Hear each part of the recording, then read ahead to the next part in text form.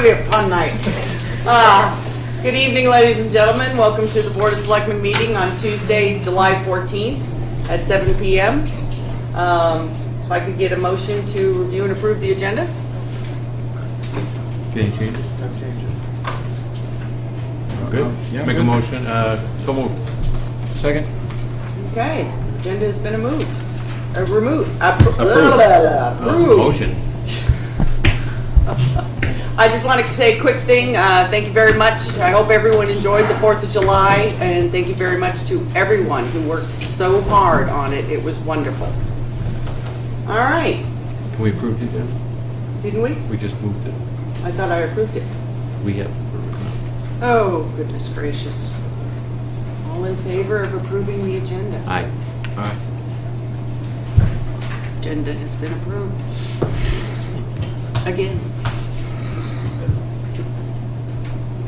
So, we're a little early for public input. Is that fine or no? No, I get 7:01.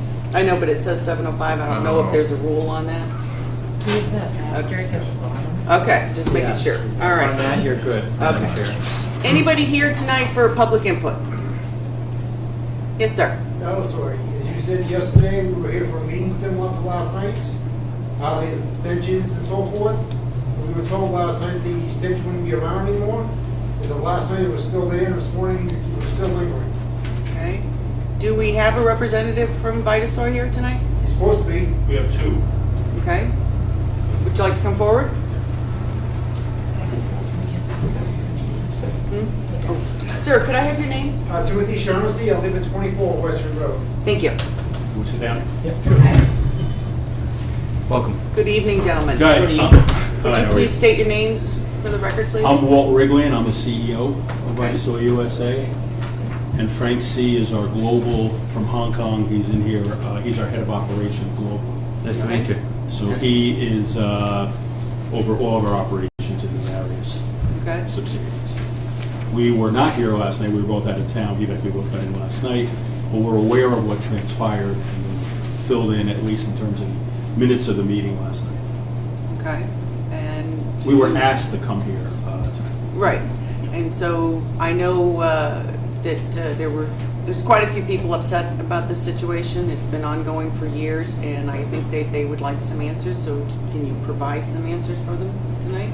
I'll let Frank deal with the technical because he's much more familiar with the equipment and what have you. I mean, you know, I was up to date on what transpired last night. We know there's a lot of upset people. We understand that. I want to say that if anyone thinks we're taking this matter lightly, that's not correct. We have spent an enormous amount of time and effort using outside consultants, bringing in a new system which we thought would alleviate and remediate the problem.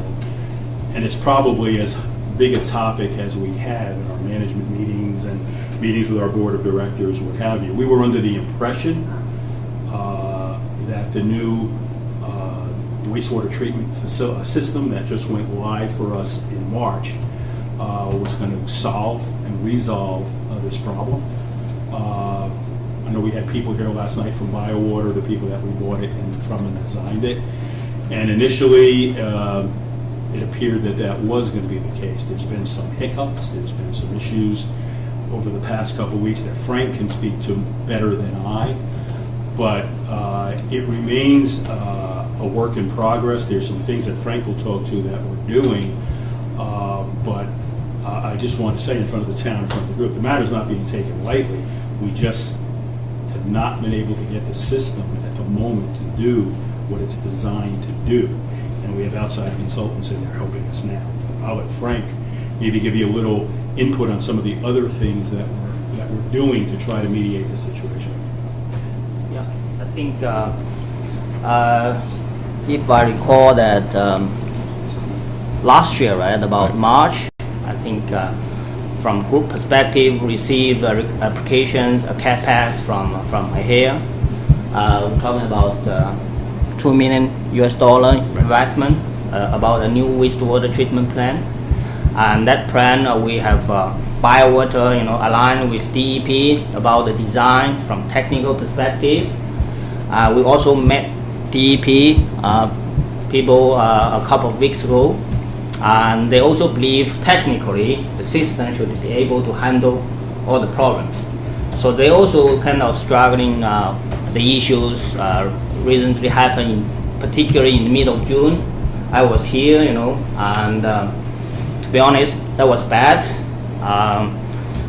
But really, this new factory or new wastewater treatment plant was built in March, and I think any chemical system, a biosystem, takes some time, to get to the best function. So we see that from March to June, the system, it seems like not stable because this is like kind of build up a period of time. We also discovered that the order control is so difficult because if we have 5 minutes, 10 minutes out of control of the system, really you immediately have the order, to be honest, because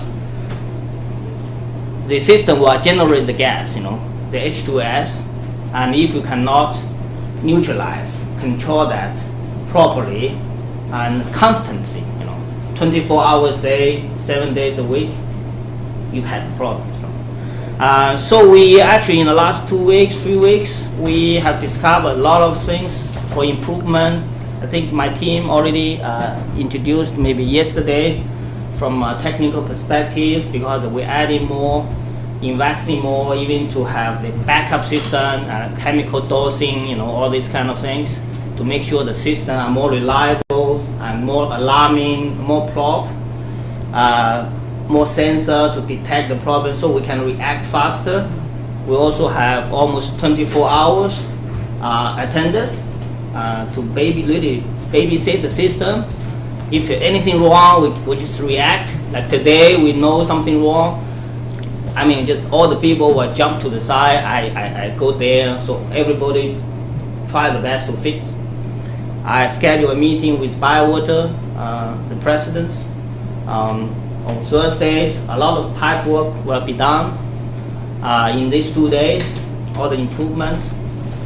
We also have some, unfortunately, the machine like air blowers broken down for some reason. So that means the whole biosystem have lack of oxygen in there. And Biowater ordered the pump, the blower immediately, but it's still on the way. So we only have one blower to run the factory at the moment. So that means the loading is getting a little bit higher.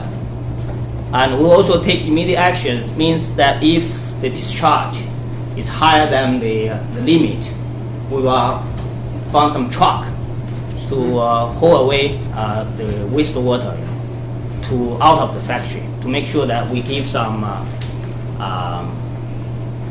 less loading to the whole system. So I just want to share that what we have done and what we're going to do. I think probably after first Thursday we have more comprehensive action plan to list what we have done so far and what we're going to do to settle the system. Really. Gentlemen, I live closest to, so I get it. I have to drive through it. Yeah. What I think people are frustrated about, this isn't something that just happened 2 weeks ago. Yeah. We understand, things happen, accidents happen, spills happen. Yeah.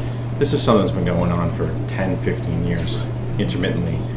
And there's been really no response. I mean, you're essentially ruining people's way of life outdoors in this entire neighborhood. I mean, this is not an isolated thing. Like I said, if you came and said we had a spill, we're sorry, the machine broke.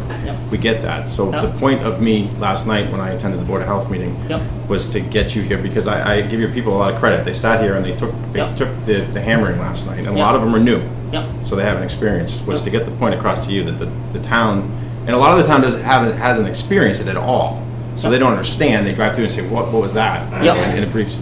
Is that this is a huge issue for the people that live over there, and there's a lot of good people that live over there that can't go outside and play with their kids or cook on the grill. So, I wanted to make sure that you understand that this is not an isolated thing, that we're a little mad. People have had it. I fully understand. I'm so sorry about this, because I told my team our standard, whether we're in Australia, in Hong Kong, in China, in US, the same. If I was a labor living there, I would be same. I'm very unhappy. We should tackle the issue in a much early stage. But I just want to show that what we have done in the last 12 months, and I think we need another extra mile. Really, we're getting close. Really, the system is brand new, and but really in the last 3 months, it's a new system. So the operator also is getting knowledge, kind of learning from that. Unfortunately, some machine is not stable. We are buying a better one, So I mean, all these things is not something we expected to happen. I really feel very sorry. I mean, every day I drive, all the way. I open my windows. I smell. I really like a dog, And when I come and go home, I really smell. And if I did smell something, I also very frustrated because the system, should give us confidence, give our labor confidence, right? We really need to solve the problem. I don't happy, I don't feel happy, to be honest. When I come here, it's the same. I'm the same feeling with our labor, So this is really something we want to see, and really everybody basically in the factory try our best. We spend probably $100,000 every month on the chemicals, and I'm willing to invest more and committed, and the whole group committed to invest more to build a more reliable system. Probably what I mean reliable is that all the critical pumps, sensors, we need a backup. So that maybe double the investment, but that will give us more security to react or give us more safety, band, to control the order. So really, I just want to show that the commitment from the group perspective, we understand the feeling of our laborers. We're very sorry about that, but we have done a lot of job, probably 99% of the job, but we need another 1%. So we need really want to show that, I think we're also trying to put some sensors in that'll give us a little bit more early detection and give us the ability to redirect into storage tanks rather than have it go through the system if there's a problem. Now, it's going to take a week or two to get that done. There's got to be parts. That was stated last night. That That's something that the next week or so is kind of a, When we come back on the 20, I think it's the 27th, I think, for a follow-up meeting, that should be in place. And hopefully we'll have more information on how that's functioning. That shouldn't take more than, I think, a week. Frank, Walt, do you have confidence in the system that you guys purchased, that it's going to work right? Sure hope so. I know, I'm sure it was a lot of investment. So Yeah, it was, and yes, I'm sure you do. I think I think many of us, probably myself included, but once the system went live, we turned it on and the problem's gone.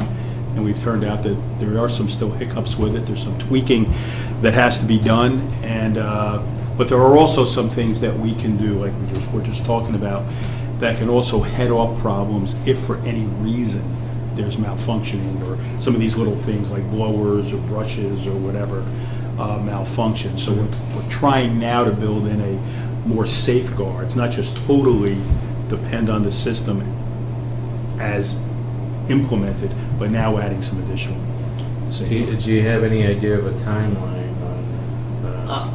Yeah, we'd like to hear tomorrow, but I know that's not going to happen. But what kind of a timeline do you have? And would it be possible for some liaison work with the Board of Health or town administrator or a DPW superintendent? That's fine. I mean, that's we've had the DEP involved and other people. I mean, that's not a problem. We'd be glad to show you what the system, how it functions, and what are some of the things that were the other safeguards that were. Yeah, I mean, just give an example. We have 3 air blowers, to the system. I mean, majority 2 blowers will handle the bio tank, which we need to give enough oxygen.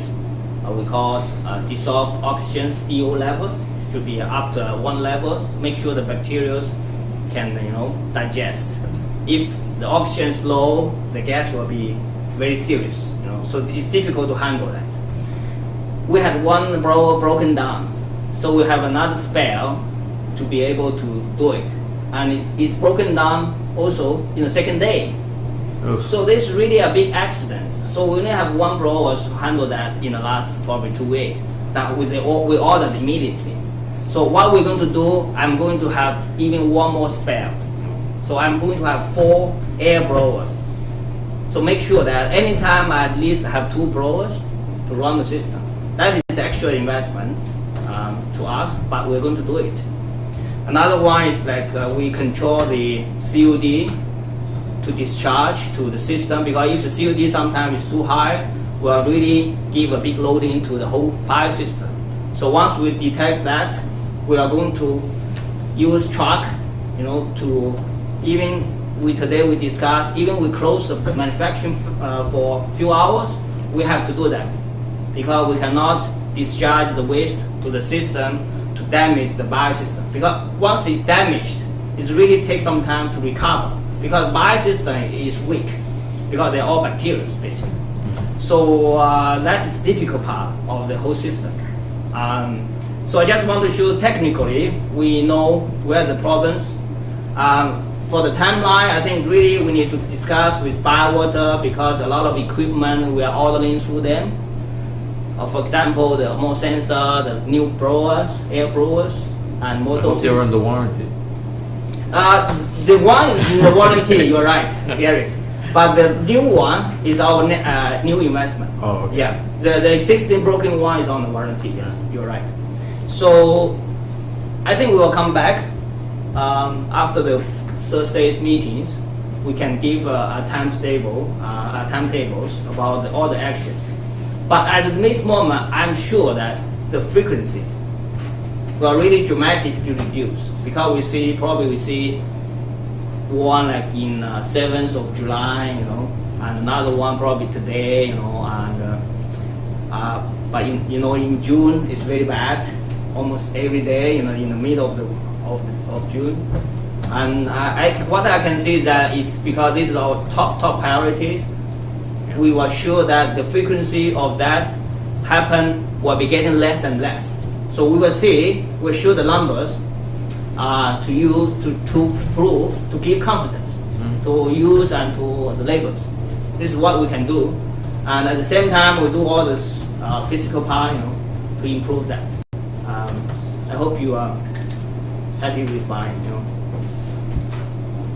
I think the people just want to hear. I don't think the people care if they light a million candles out there to make the smoke go away. It's just that it's being worked on, and they had their voice heard last night. But I think the point is to get to the top and have you understand and hear their. And I think you coming here shows that you do understand there is an issue. Yeah. And understand that the town is going to stay on this and Absolutely. make sure that it gets remedied. Yeah. So I do appreciate you coming tonight. Yeah, thank you. I mean, we talk to the group CEO almost every second day. I report all the issue almost every day. He is also on the top of the issues, and he said we want to do whatever possible to solve the problem. Because we have 99%, we already invest 2 million.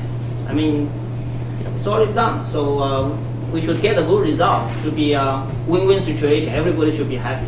Otherwise, we're really a loser. Yeah, well, it's a neighborhood, and they're not. Yeah. They've been dealing with it for a long time, and if there's some light at the end of the tunnel, I mean, I live on the other side of town. I'm not affected by it. My mailmen are. It's like a He snowstorm knows in it. upstate New York. You drive 10 feet and Right, it's, right, it's right. very isolated. And Yeah. But it's I powerful. feel for that. Yep. I feel for that. I do. Yeah. And we just need some light at the end of the tunnel for these people to live up there. Yeah, I understand. Fully understand. Yes, sir. Madam Chair, through you and the board to these gentlemen, and I do appreciate you being here, and to echo what all of the selectmen have said tonight, and I understand from the Board of Health meeting last night as well. Yeah. And I know you gentlemen can appreciate that this is a very serious issue to our residents and other business partners, as Selectman Hillman said, on that side of the town, because it's a quality of life issue. Sure. And of course, my office, on behalf of the Board of Selectmen and in working with the Board of Health as well, get a lot of these complaints. And as of recently, as you mentioned, the frequency has increased, and it has also spread, even if you will, into the town of Littleton, our neighbor to the east. Yep. With that said, I think one of the important things, and I believe you gentlemen would be amenable to this as mentioned by the board, which would go a long way too, is if we had a formal protocol between your respective, whoever it is, between your business and the Board of Health with respect to if you had a public report as far as what you're doing, what you've done on this, would go a long way for the neighbors and residents to see what the progress is. And I know you've talked about some of that tonight, but a document that could be public, that could be you could put on our website as far as what you're doing. And I think working with the Board of Health and Vitasoy have a formal process to deal with complaints, if you will. And I'm not implying that you haven't been responsive either way, but sometimes we get the complaints and it's sort of, pardon the expression, sort of a black hole. If we had a specific protocol so that, resident Smith complains on Wagon Road, that the Board of Health, if you will, has a specific line of communication, a specific protocol. We have a protocol for complaints, and if we had periodic reports for the public. I mean, I know some of the stuff you do is No, actually, we talked about some of that today. Okay. In terms of the communication thing. I mean, the last thing we want people to do is on a Friday night call our offices and nobody gets the message till Monday. Right. So we're looking at the possibility of using an outside 24/7 Okay. service that at least the message would be relayed yeah. to people in our operation. In terms of the report and the recap, when our group comes back, the group, several people you met last night, when they come back to see the Board of Health on, I think the meeting's the 27th or 28th, they will have some form of an update, and then that will be the format that they use on whatever the time is, every other week or whatever the appropriate time. Because I think we can all appreciate, just to conclude, that you take this very serious, because there's no question that the town of Ayer does, the Board of Health, Board of Selectmen, all of the folks that are here tonight and that were here last night. That being said, if we have a formal public process as far as complaints, and the Board of Health being really the interface on that, a formal periodic reports as to what's being done, that would be helpful. And really, at the end of the day, the goal is to solve this problem. Absolutely. I know you talk about reducing the frequency. I mean, ideally, Yep. as Selectman Hillman said, anybody can appreciate that accidents do happen, but we need to get the frequency ideally to zero. Yep. And that's what these folks are looking for. That's what the expectation of the Board of Health, the Board of Selectmen, and myself is.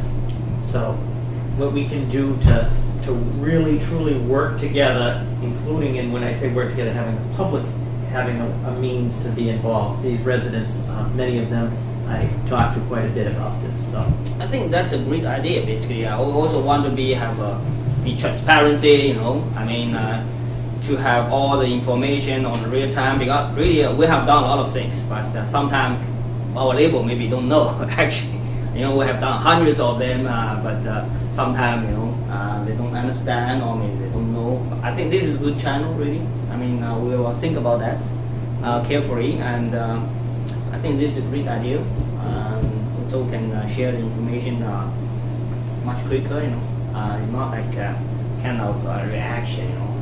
Once we receive complaint, then we give explanation. So I mean, we can be more proactive, Proactive versus exactly. reactive. Actually, we have installed all the sensors to measure the H2S every 15 seconds.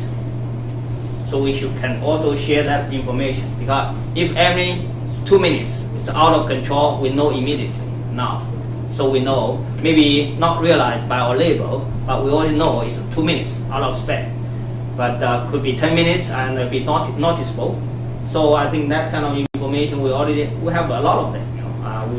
We're having them. So I think that will fully agree. Okay. thank you, Madam Chair. All right. Anything else? Anybody else? All right. Well, we look forward to this mess being cleaned up. We wish you a lot of luck, and we Thank look you. forward to a better communication system. Thank you Thank so you, much. thank you Thank you very much for being Thanks for here coming, tonight. gentlemen. Yeah, Okay, I'm thank really you. sorry about that. Thank you. Thank you for coming.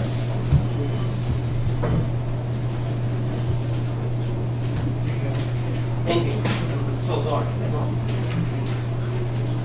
All right, Chief Murray.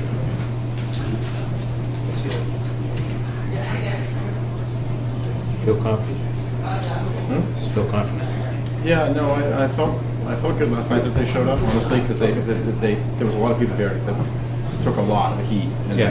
the fact that they came tonight on a moment's notice, Yeah. I thought was impressive, so I think they get it.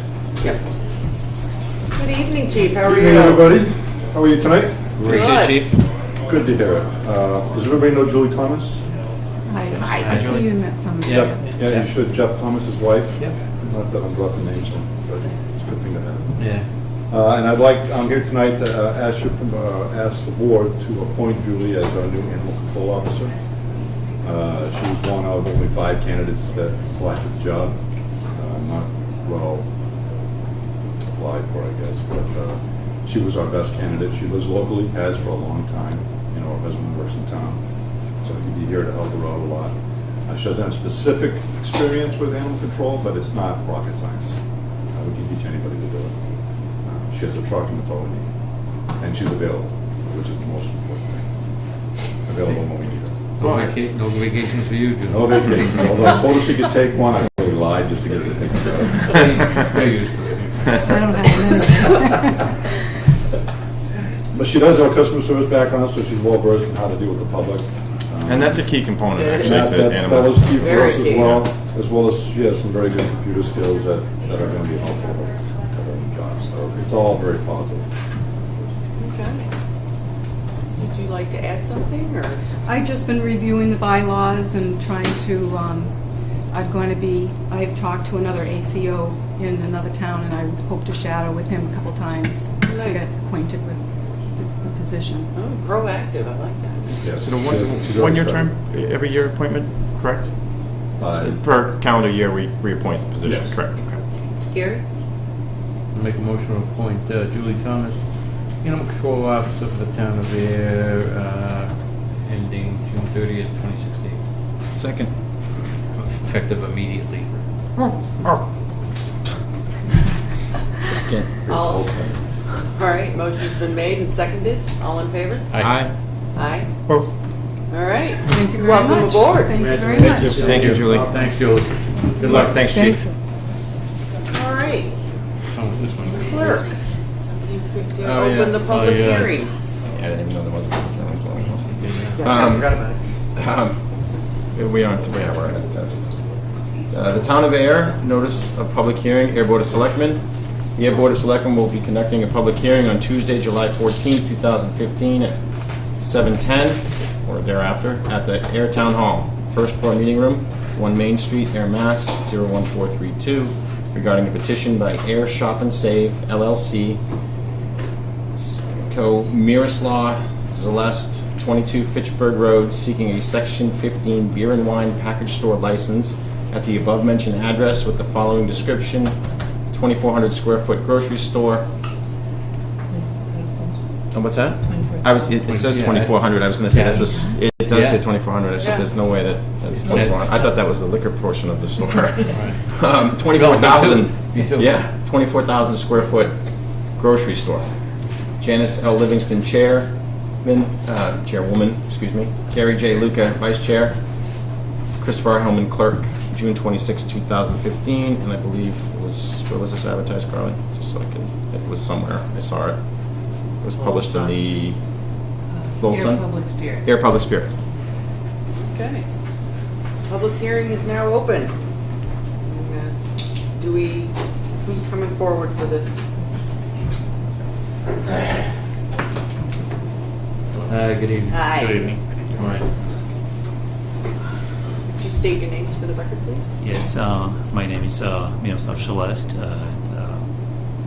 I live in Acton, and we are going to open a Shop and Save a supermarket in October 1st. I'm applying for liquor beer and wine license, which could help us, and us yearly sale, and it's also convenient for a customer. If they buy something for dinner, they could also purchase a bottle of wine or something. Anybody have any questions? Okay. So, Chief Murray, you have no issues with this? Any concerns? No, no concerns. Chief Pedrazi? Nothing? I just want you to open for her. I know, we're really looking forward to you opening. So you said you plan on opening on October 1st? October 1st. Right now, the store is under construction. Mark Cormier with Geronimo Properties, we're the landlord for the property. We set our timelines today. We're hoping October 1st is looking like it's going to happen. So. Great. Really looking forward to this. I don't like running I may to take the dawn. day off just to be there that day, opening day. Should we make it contingent upon them opening October 1st?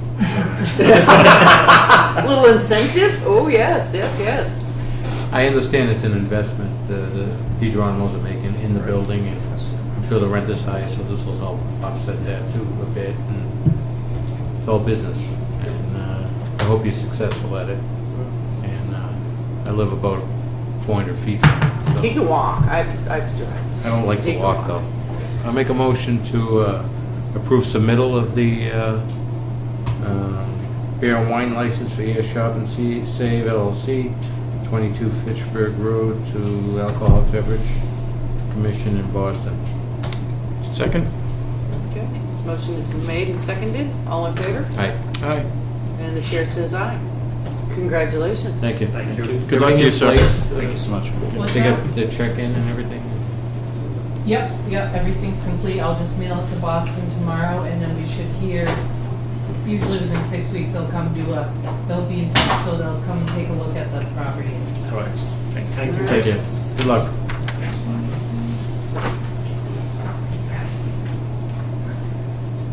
I'd like a motion to close, I make a motion to close the public hearing. Second. Motion has been made and seconded.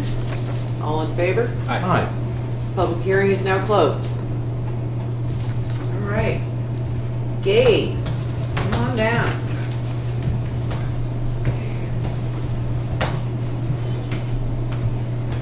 Hi, Gabe.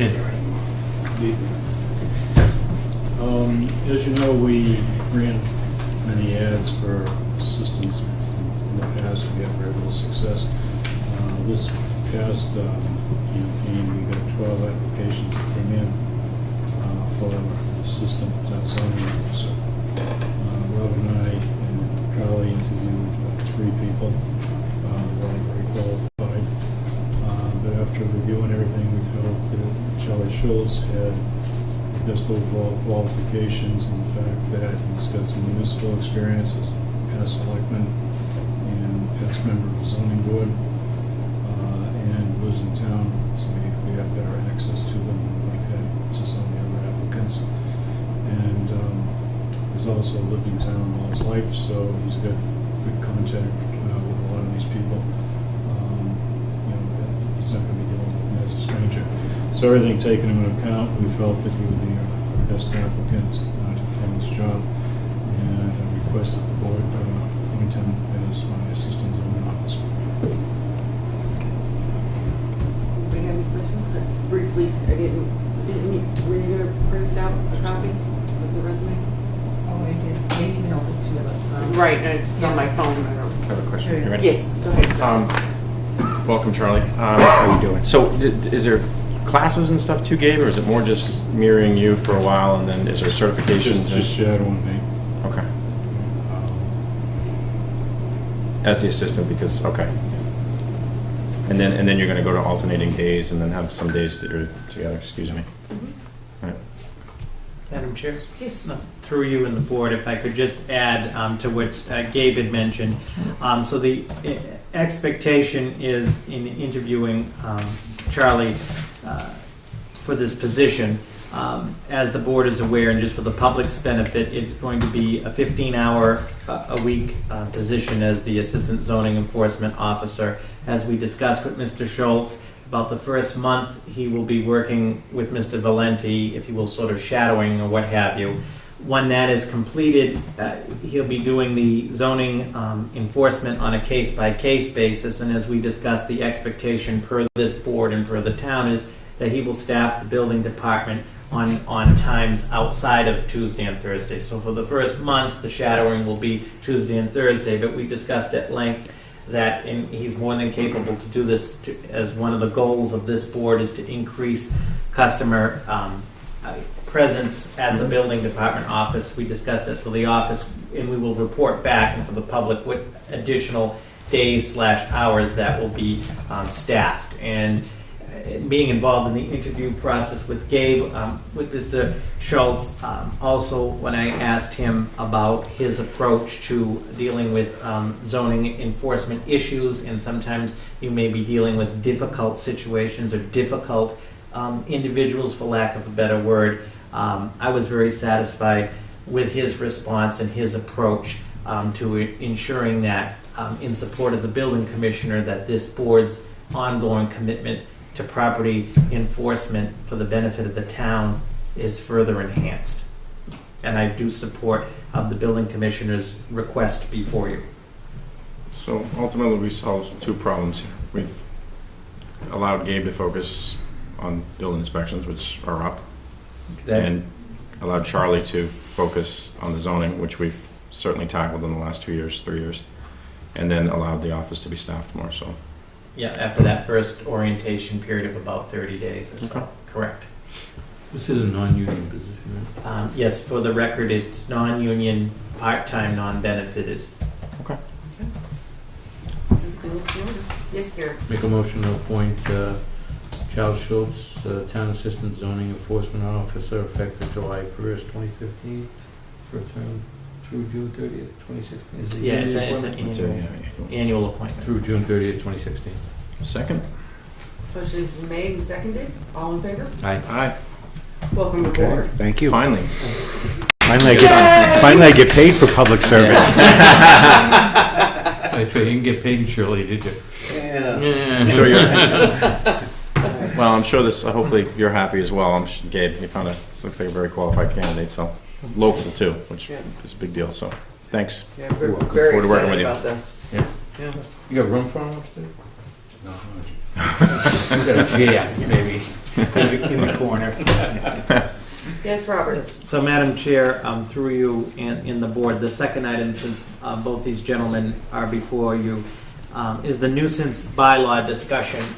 Per this board, again, with the commitment, along with working with the Board of Health, the building commissioner, both of the chiefs, commitment to sort of the property enforcement and specifically addressing nuisance in the nuisance bylaw. We have heard one of the perennial issues is that our nuisance bylaw, which dates back to the 1980s, is vague and ambiguous at best. Mm-hmm. So at the request of this board, the building commissioner and I did talk to other communities, looked at other examples, talked with Attorney Winter from Town Council as to how can we strengthen/improve the nuisance bylaw. So as you saw in your packet, what we've put forth as a proposal, and this is to start the discussion tonight, and obviously we would want input from the Board of Selectmen and the other enforcement agencies, is in preparation for the fall town meeting.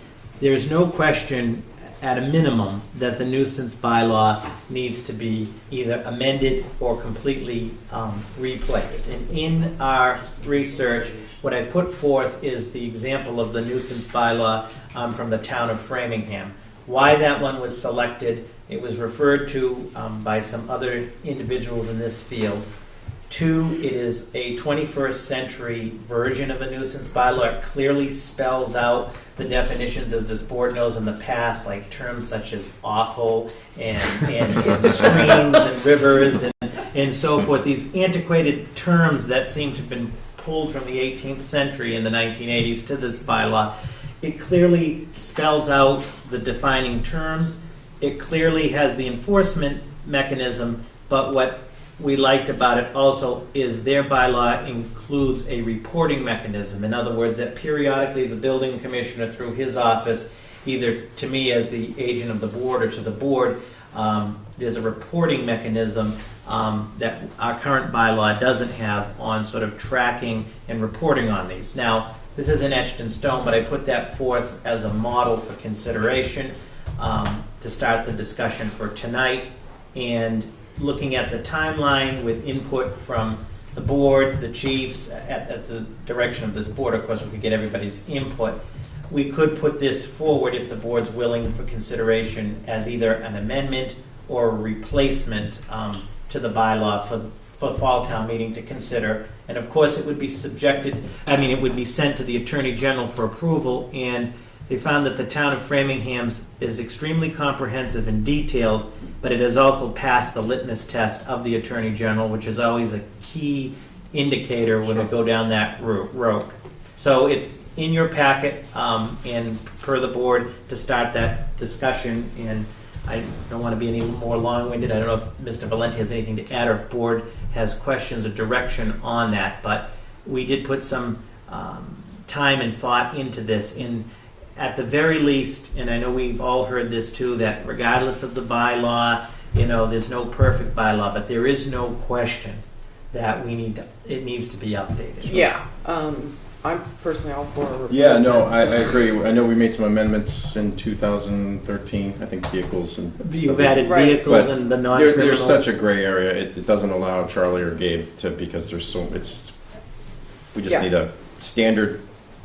Yeah. That's Yeah. the way it is. And, Yeah. and it is Yeah. what it is. Unless you're violating, everybody's going to be for it because it makes sense and it just makes these guys' well, I think life this one- easier too. I think this And is our life also easier spelled on out whether to pursue or. nicely. Yeah. I agree. Yeah, I looked at it briefly. It's So, Seems Madam very Chair, if it's the will of the board, what I would respectfully recommend as the next step is that I would take the Framingham bylaw as well as a copy of our current one and distribute it as we do for what I call interdepartmental or interboard review, and send it to both of the chiefs, to the Board of Health, so forth. Get their red line comments or input, and respectfully, we put it on the agenda for the August meeting for further discussion as we sort of tee it up, if you will, for fall town meeting.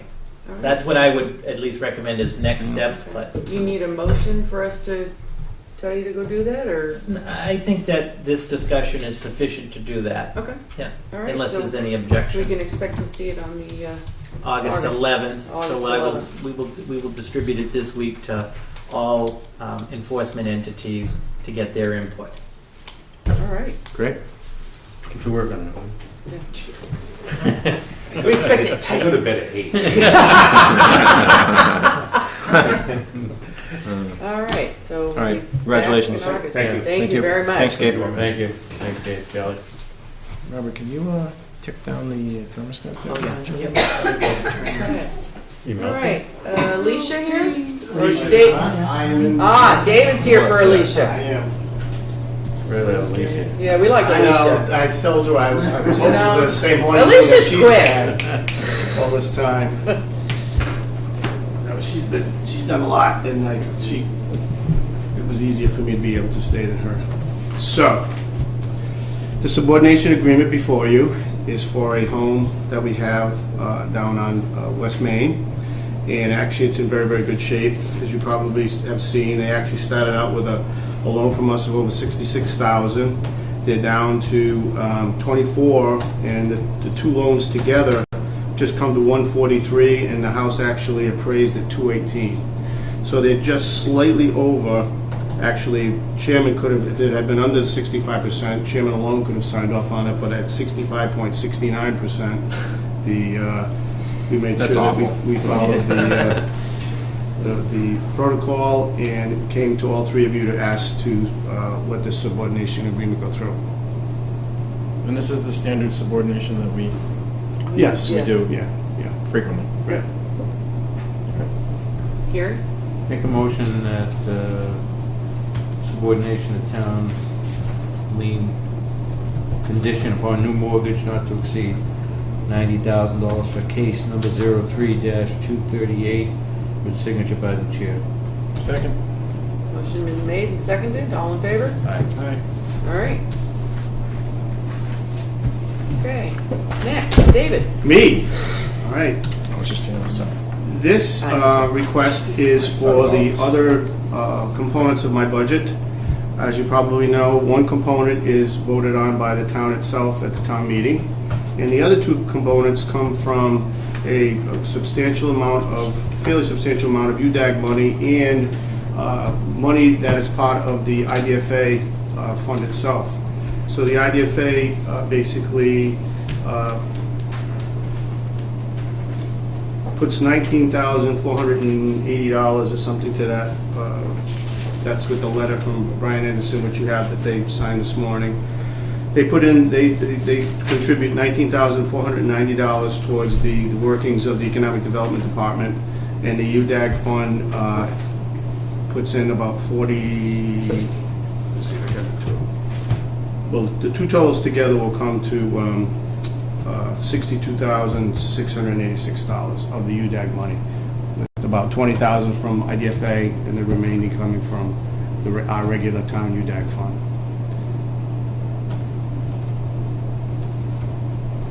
Yes. Make a motion to approve the remainder of the economic development budget with $42,196 coming from the UDAG account, $19,490 coming from the IDFA, which approved that amount in a meeting today. Second. Motion's been made and seconded. All in favor? Aye. Okay. Approved. All right, great, thank you very much. Thanks, David. Thanks, David. Thanks, David. Thanks, David. David, good job on the 4th of July. By the way, Yes, I it was know very Janice nice. outlined It was it. very nice. Yeah. But I know you said you had huge crowds. We got back late from Maine, so we drove down to Barnum Road. There must have been 75 to 100 cars on Barnum Road along with the Rotary, so it was a huge turnout for the fireworks. The police department, I think, estimated twice what we usually have, so we had anywhere between 9,000 and 12,000 people. Yeah, and like I said, I've never seen it. You know, we usually get back late that night. We've never and filled the entire I've never of the seen field. Barnum Road lined both sides with cars too. Robert actually was on Devon's, and he said there was probably an Yeah. equal amount up there. Yep, as and at the well. Rotary, it was impressive. So we did something that got a lot more people out this year. Did the vendors make out good? Pretty much they did, yeah. Okay, There was good. two that completely sold out. Oh, good. And everybody else that was there did very well. So, And I know Adrian said she always does well Yeah. there. Awesome. okay, great. Thank All right. you. All right. Mark, are you coming up for this? Who's coming up for the street acceptance? Madam Chair, through you, Mr. Mulaney from Mulaney Engineering.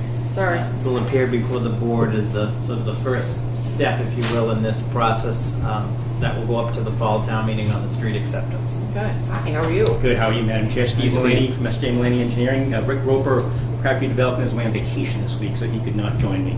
But we're here tonight, as we were just about a year ago, just to kickstart the process for another round of street acceptance. This time around, it's a short section of Hickory, which part of it was accepted by the town this past fall, and we're just looking for the balance of it. And also all of Hemlock Drive, which is the short street directly across from the Littleton Line Apartments.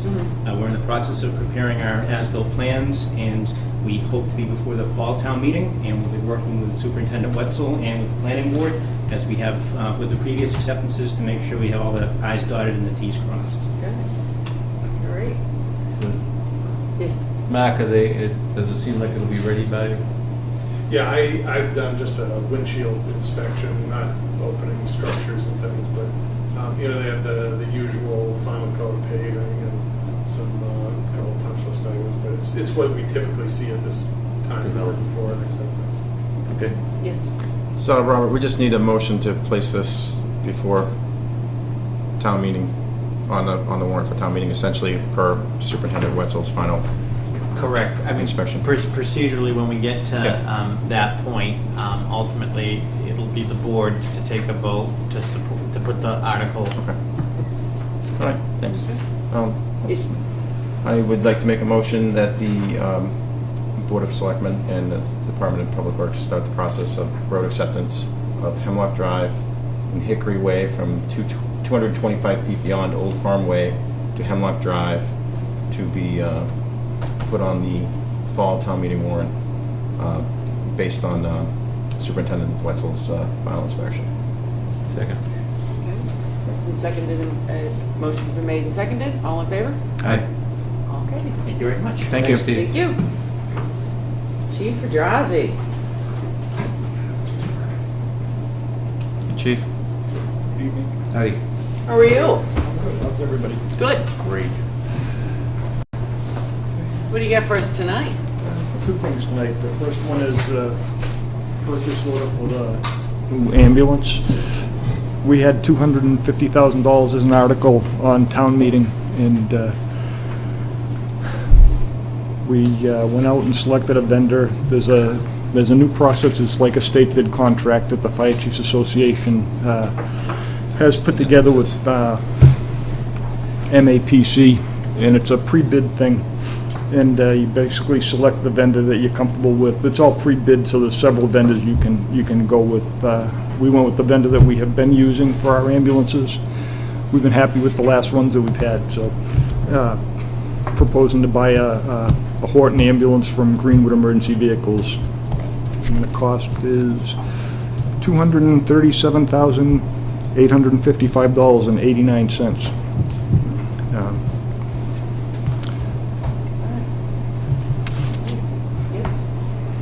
Is there any trade-in?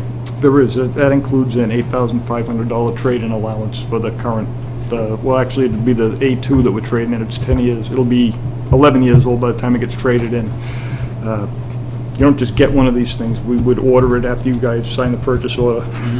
I'll order it tomorrow if purchase order gets signed. And it'll, they're estimating around March. But this company is a stand-up company. I have all the contracts, the insurance requirements, the bonding and everything is, is in place. They're fully loaded? Yeah, it's very nice, and it actually includes a new cot, power cot. That's actually what I was going to ask you, because I know you would. Yeah, The so price had well, skyrocketed. Yeah, it's like $20,000 for the power cot. It's crazy. Yeah, but you're almost mandated to have it now. And if it saves a back injury, it's money well spent. Absolutely, yeah. Yeah. Great. So I'm just looking for the signature by all three.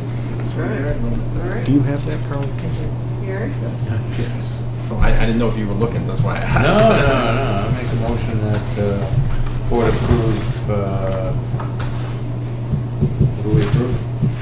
Approving the purchase of the, Purchase order. Already, purchase order. yeah, page 58. 58. Isn't it 58? It's 59.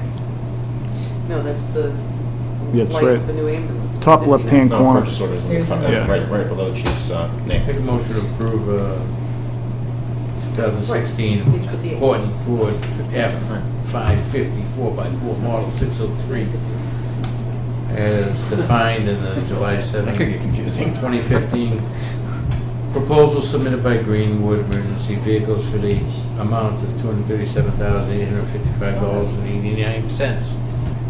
Want me to talk and nobody wants Sorry, to pay attention? guys. We all have different pages on the thing, it's confusing. Second. I finally found it, thanks. Sometimes paper's good. Yeah, I agree. Motion was made and seconded, all in favor? Aye. Congratulations on the new ambulance. Thank you very much. So if we could just get the signatures, and And then, I'll get you a copy back of that. Madam Chair. Yes. Through you to the board, so with that purchase order approval, the second item tied into this is the vote on the life of the ambulance. Per bond counsel, Mr. Peter Frazier, because to validate the borrowing for this, the board under Mass General Law, Chapter 44, Sections 7 through 9, the Board of Selectmen are to vote the life of the ambulance, and in your packet on page 60 is a memo that has the motion. It's the fourth paragraph, the motion respectfully that the board's asked to vote on, and then there's a certification, of that vote that needs to be signed by the clerk. And the 10 years, that's the normal? Yes. Yeah, okay. I have a little paragraph to read. Okay. The board voted, I'm just gonna read in that, certified that we voted that. Well, we haven't made the motion. Oh. He's gonna make the motion. No, I'm not making. Oh, you're not gonna make it? No, I just, we could have paid for this without borrowing, with free cash. Go ahead. Like, worse comes out I of the almost, ambulance. you know and what, the I police almost fund. thought we were gonna escape that, because I thought of it, Yeah. actually. Not saying you're wrong, just saying. Been here for 3 years, The max, so every week. the board, you good? Voted, the maximum useful life of the new ambulance to be financed with the proceeds of the following borrowings authorized by the votes of the town passed May 11, 2015 is hereby determined pursuant to General Law, Section 44, Section 7-9, to be as follows: ambulance, $250,000, Article 21, 10 years maximum life. Do you need me to read the whole thing? That should do it. That's okay. Certified by the chair. Clerk of the Board of Selectmen. Second? All in favor? Aye. Aye. Aye.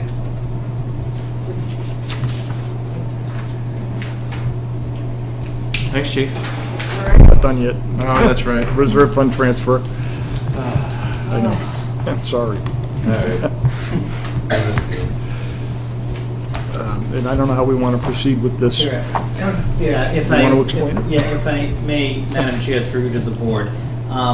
Chief Pedrazi had submitted a reserve fund transfer in the original amount of $3,500 for the call overtime account, and the present in the balance was $438.08. And given the timing of the end of the fiscal year, though generally he would appear before the Board of Selectmen first and then the FinCom, he was advised to appear before the Finance Committee, which did approve this reserve fund transfer, and our intent was then to bring it to the board tonight for your approval.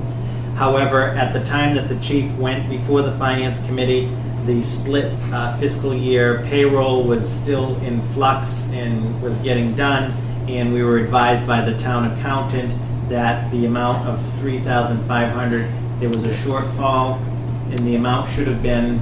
Yeah, well, there wasn't a shortfall. There's an amount of money that the town accountant encumbers out of the budget for the 52.2 week payroll.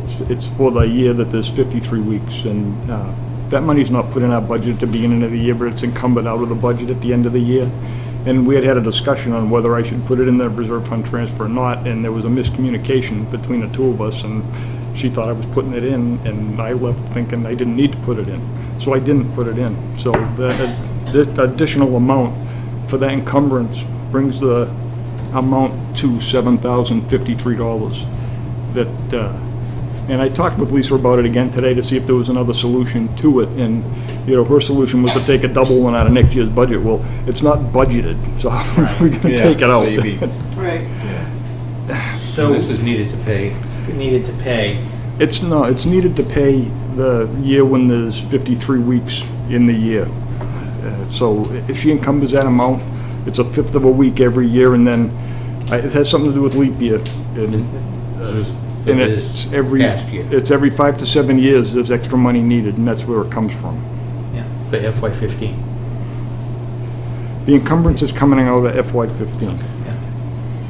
So therefore, we're respectfully, through the chair, recommending that the board consider approval of the revised amount as stated by Chief Pedrazi, and then upon that, it will be sent back to the Finance Committee for their review. I actually have both, and I would like you to sign both of them, just in case the Finance Committee doesn't approve the larger amount, because the $3,500 I need to pay the final bills for the year. So that one, they've already approved it contingent on your approval tonight, so if you could sign both of them, I would appreciate it.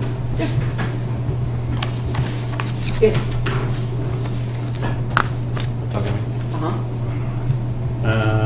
Make a motion to approve $3,500 for fire department call overtime account number 01220-51310. Signature by the chair. second? Motion's been made and seconded. All in favor? Aye. Aye. Okay. There's that one.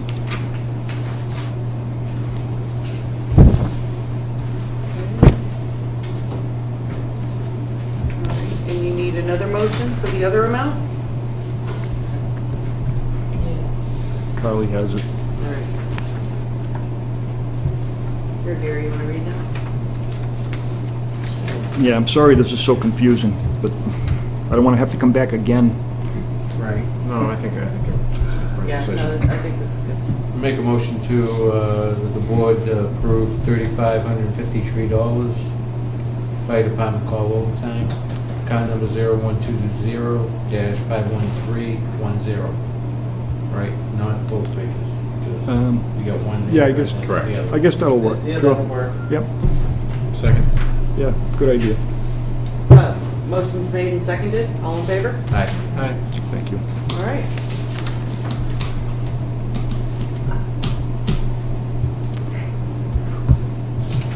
And just as an aside, the new rescue truck is finished being built in Florida. It should be, they should be driving it up this weekend up to the dealer in North Attleboro, and then it'll be down there about a month. So we're about a month away from getting the So rescue truck. It comes from them, lettered, ready It to will, roll. it'll be leaded down in Greenwood. Yeah, leaded and all the Yep. tools need to be mounted in it, and lettering needs to be done. But the truck's built, I mean, the truck's built from scratch. No, it's, You know, let us know when it comes in. Yeah, I'll- very Oh, yeah, I exciting. will. My boys down there They have see it, the, they'll yeah, love it's- it. They have a great barbecue like that. Thank you very much. They do. Have you been to that? It's in September if you want to go. Gary's been angling to go for years, it's just a long ride. I told him I'd bring I'll them. drive you down. I'll drive you Get down down. the truck bed. Thank you very much. Yeah. Thank you. Have a good night. Yeah, you too. Hi, chief. Right. Robert?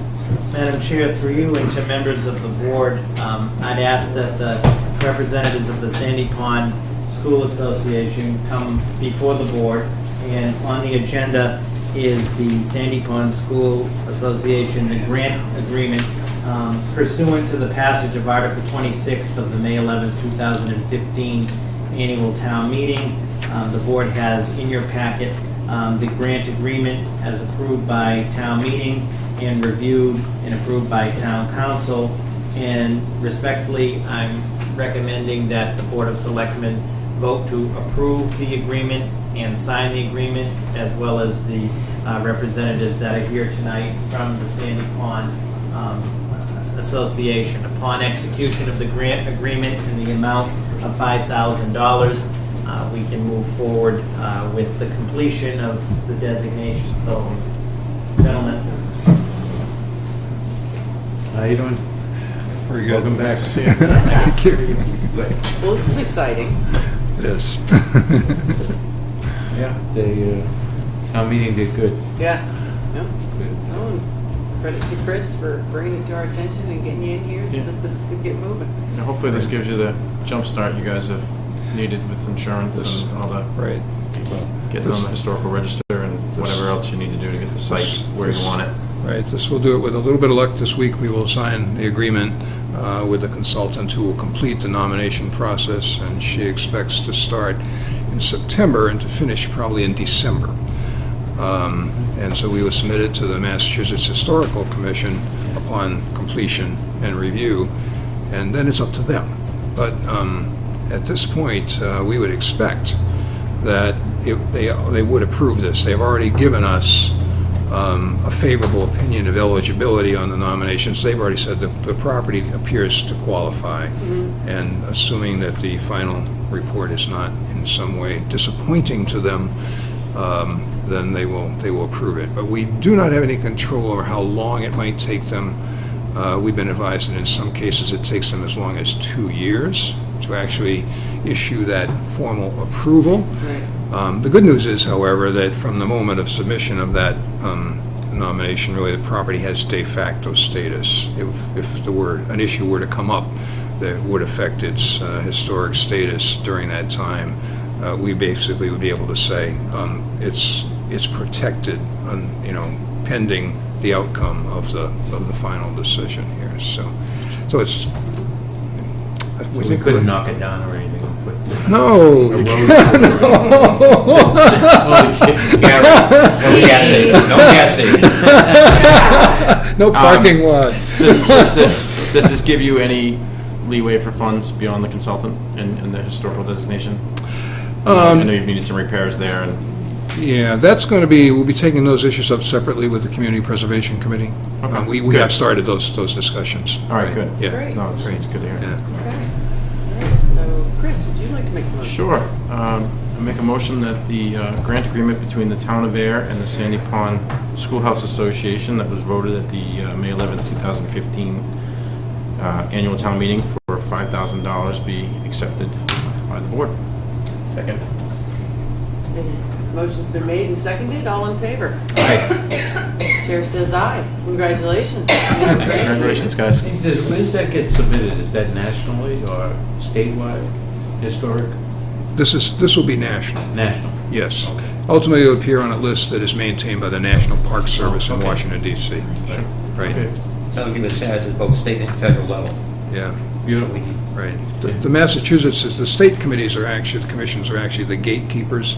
So if you get past the Massachusetts Historic Commission, which we think we will, then you're on. It's just a matter of the... We know them well here. Oh, yeah. We don't like them.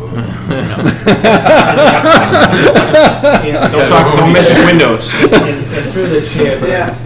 there are 2 originals for signature by all members of the board, and then by the association, and they'll keep 1 copy, and we'll keep 1, and we'll proceed with the issuing of payment through the town warrant. That's great. And I heard you're working with the CPC for some other ideas, and Yes, that's awesome. yes. Right, we have initiated those discussions.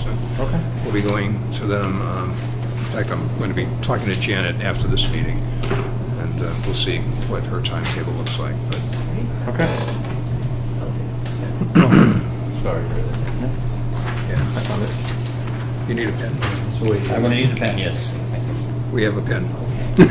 Let me know when when that meeting is, or Robert, if you could, I'd like to Okay, come and okay. Yeah. help if I can, or whatever. Great, Listen in. great.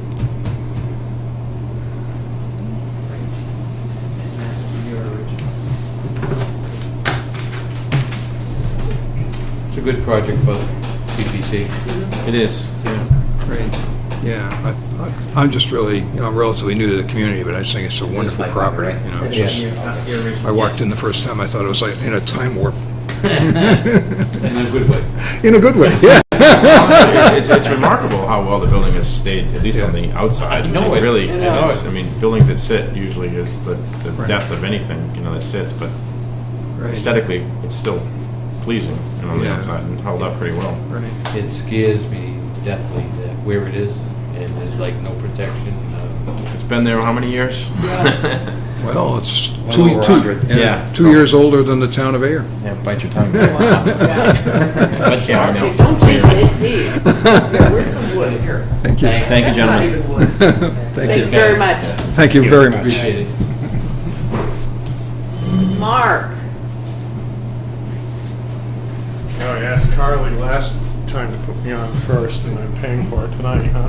Hey, we're ahead of schedule.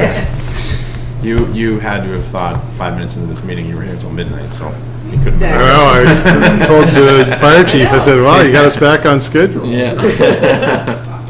So I have a few items. Well, number one, I didn't want to interrupt the Vitasoy group, but our guys go down there every day because our pumping station's in back, and we've been concerned about the water quality, and since they put in the new treatment system, their quality of water they delivered us has improved significantly. Oh, good. And they have a very good operator now, was very responsive, and He came last night, and he did. I think Mary Bruce? Test. He seemed like he knew. They knew and his stuff. so part of the protocol that Robert is talking about is we can have our guys, if they notice something on their daily visit, can contact Bruce, and then Bruce can follow up with whatever it is. But we pretty much we have a permit with them for the discharge of their water, but not the air. And the air is, it's hard to quantify other than you go down there and smell, and it smells. But I'm sure that their operators know what they need to do to resolve that, or are learning what those things are. So we can work with Robert and Vitasoy when they're developing we don't have the any- basic follow-up protocol. So there is no control really. Well, I don't know, because when we were reviewing the system, I was looking at how it treats the wastewater, not Right. how it treats the odor Good control. discharge of air. Yeah. And my assumption was that their old system was antiquated and didn't work very well, and that they were really going to resolve the air treatment system with this new system because the technology's improved a lot. Their old treatment system was, number one, it wasn't designed for their waste, and number two, it was overloaded. Number three was their operators didn't know how to adjust things because it wasn't automatic. With the new system, I know with the wastewater, everything is paced and can be easily monitored and adjusted. And I assume it's similar with the air, but it may be a learning curve for their operators on the air scrubbers. I felt much too. better about it tonight when they came. I felt like as we talked about, we're on it at least. Just, I know you're familiar with some of the stuff, but the bacteria plays a lot into that. Right. So basically, what they have is they have these two treatment tanks that have a bacteria in it, and one of the issues that we had when they started up was they have to seed the bacteria, and then the bacteria has to get used to the waste and grow and get enough mass there so that it's eating the waste product. Mm-hmm. But as it's doing that, depending on the conditions, they're giving off gas, just like everybody. And it's intense sometimes. And depending on what chemicals they're using in the scrubber, that can mix with the gas, because I know one of the things they had told me was they had started with a sulfuric acid, and you know what sulfur smells like. And Mark stated that before we came in, it's two distinctive smells too, and they're both just. Oh, is that right? Oh, it's just. And one of the other things that I'm not really sure about, but you know, they still haven't totally decommissioned the old system. And so I think as they're starting to decommission that and clean the old waste sludge that's built up over the years, that kind of burps and has problems too. So that may be playing into it, but they haven't told me that. Yeah, and I think they stated that last night, Mary, too, that they needed, I mean, everybody was expecting, I mean, I smelled it on the way home, not nearly as bad as it was, but they needed a couple more weeks essentially to, as they just stated tonight, to hopefully. So anyway, the first agenda item that I have is the execution of the Stony Brook Pumping Station contract. At the last meeting, we recommended award to Waterline Industries, so we have all their bonds and insurance certificates. They've signed the agreement, and so this would be for the board to sign the agreement for the contract. Okay. And it was for the signature by the chair. You already voted on this, right? We don't need a motion. Yeah, You voted to award. This is a vote to execute the contract. I know, it seems like we've talked about this so many Yeah. times, you lose place.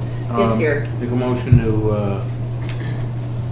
approve the Stony Brook Pumping Station contract execution, construction Stony Brook Pumping Station with Waterline Industries Corporation of Seabrook, New Hampshire, in the amount of $616,677. Did you say, Jim? For signature by the chair. Signature by the chair. Second. Motion has been made and seconded. All in favor? Aye. The chair says aye. And I have one bound full copy and then just 3 additional signature pages. And then what we do is we put it in I this saw becomes that book. the full contract. I was with the actually bonds. telling a joke about that book because, How former Why members did used you to print read that through out? it. you know, contracting, page you 700. always wonder, is it contracting that causes the problem or is it the lawyers? If you look at the original, I think it was the Frank Lloyd Wright contract, it was like this big, and then you look at these things nowadays. Is it double-sided? This is double-sided. There's Members it's used to very read through good. every Wessel did question, provide where there was one comments. for you to fight over to read. All right. And Mark, just for the record, I did bring up their agreement in 2007. I think I mentioned this to you. Mary brought it up as well. The gentleman that was here was aware of it. I didn't want to bring it up tonight because it wasn't the right. But they said that they would be in discussions with you about it and talk to you. So they said they were going to meet with you soon. So hopefully something will come out of that from 07. None of these gentlemen were probably with the company, but.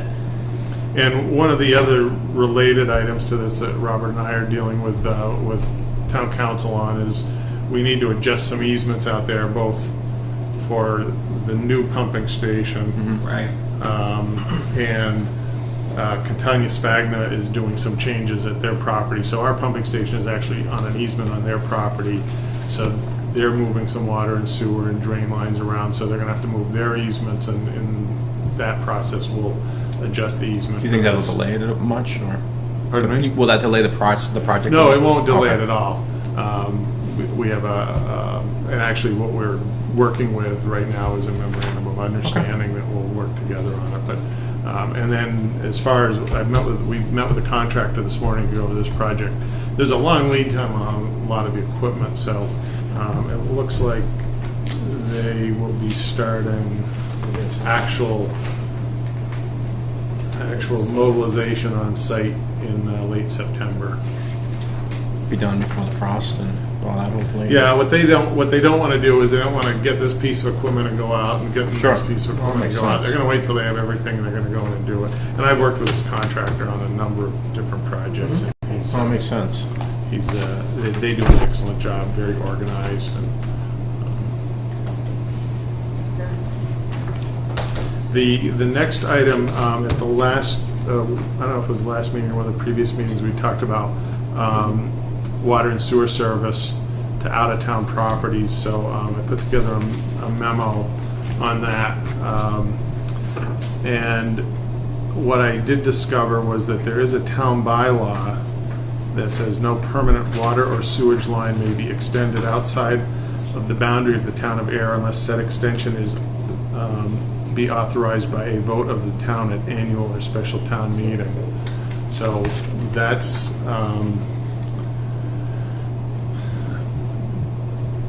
so that kind of sets the standard of getting it approved.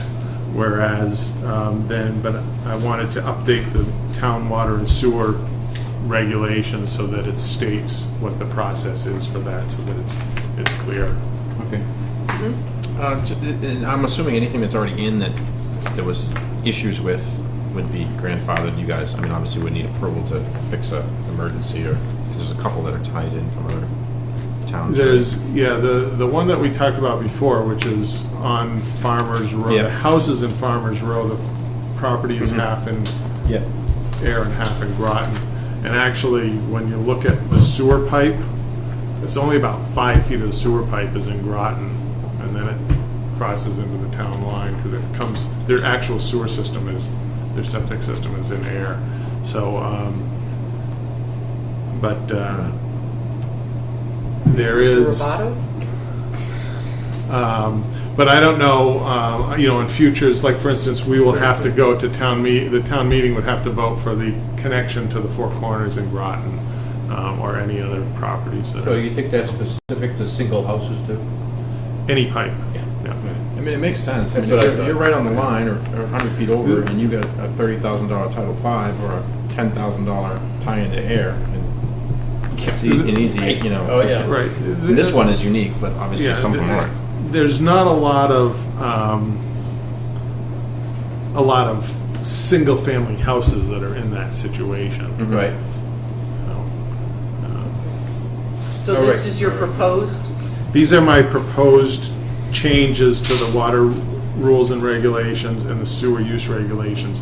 One thing I should note is the sewer use regulations, we have a draft that when I got here, had been in draft form for a couple of years, and I said, how come these haven't been finalized? And they said, well, the EPA hasn't finally approved them because the EPA has a lot more, they have primacy on the wastewater, so that's why we have an EPA permit and things like that. And there's a lot in there about our industrial use permits. So I said, let's get this finished up. So we're in the process of, I've gone through it and I've made some changes. So we're in the process of getting that wrapped up, then we'll bring it to the board for approval. Yeah, I think I've heard rumors about having, 40B maybe going in and wanting to use our water and sewer on the line. Right on Harvard Road, yeah. And I'd like to get these things tightened up. before I say no, I mean, before they come to us. See, I kind of have a different attitude because we have sufficient capacity to add more users, and the more like users revenue you streams have, the sometimes, more too. the cost gets spread out, so. Yeah, but I don't like being used. Oh, by the way, Mike, I got the first quarterly bill. I did not pass out. It was very nice. I like the. It's funny when you break it up, huh? Oh, it makes such a difference. You'd be surprised how many people we've called and said they don't want quarterly bills. I love it. I love it. Don't ask me why, I but- didn't pass out, and it was. It's Sorry, something it's the different. system. Yeah, something yeah. It's gonna be. So anyway, so I guess the next step would be that, if the board concurs, then I'll modify the water rules and regulations, and then the sewer use regulations that were proposed will get updated. I concur. Yeah, I mean, a lot of this stuff doesn't make all that much sense, but I understand. Do you need a motion that we concur, or just? I mean, you're just moving forward, right? Essentially, Right, I think. define this. Yeah, I think the motion would be to accept the revisions to the What you water brought. use. And I'll bring those Right, okay. and provide the full document. All right. Because there are probably some other things we need to go through on the water with quarterly billing or meter changeouts or something that we might want to look at. Would August, through the chair? Yes. August 11th, is that realistic? To bring that? Probably, I would say September's better because the sewer regulations, asking in terms of our planning. consultant Okay. who's working on that, I know she's gonna That's be not a out. problem, the right? first Are we week. looking to go to, we don't have to go, are we going to town meeting? Well, We have to vote this, on- well, I guess we would, any, right, if something changes. the Groton change has to go to town meeting because it's a town bylaw. So Mhm. regardless of the policy, now that This will be in town. now that I know it's a bylaw, that anytime I see that on an application, Sure. I'll tell them it has to go on town meeting. For planning purposes, does the first meeting in September be good? The September 1st? So Or September 1st. is that, or do you, or the No, second? no, Okay. first is better for me. All right. So 1 September. Great. All right. You're all queued up. Okay. You want me to do it, or do you want to do it? No, I can do it. Those are some handouts on the West Main Street. I call it the stone culvert because people get confused. Sometimes we call it a bridge, but then they think it's the bridge that goes over the railroad track. So the West Main Street stone culvert is where Nonacosius Brook comes out of Plowshop Pond. And as you know, we've had a problem with the Shirley Street Bridge. And what my concern was, if we now have a problem with West Main Street, then that whole side of town is cut off. And I also didn't want to have, we had the state engineers look at Shirley Street Bridge. I was hesitant to do that because if they find something wrong, Get shut down immediately. they shut it down. And so I put a memo together on what we found in the inspection, and I'll preface this by saying, the town engineer and I went out and did this, but neither of us are bridge engineers, and there's a lot of specific processes and things you look at in bridges, but we are engineers and we can look and say, that doesn't look that good, and you guys aren't engineers, but you'll see when you see the thing. Right. Yeah, I know, I'm just looking at it. Just a little bit, so the bridge crosses the Nonacosius Brook, which is the outlet from Plowshop Pond, and it's downstream from the Shirley Street Bridge. It's about a 10-foot span. It gets a little narrower on the downstream end, and I think that's where they've extended it as they widen the road and added some concrete, and it's about 52 feet from one side of the bridge to the other. We're not sure what the date of construction is, and the traffic counts about 8,000 vehicles a day. This is a 1912 plan, which does show a culvert. I'm assuming that is probably what the original upstream end is, and you'll see as we go through that the downstream has changed construction a little bit. But this is about the earliest drawing that I could find of it. You ever vote on that, Gary?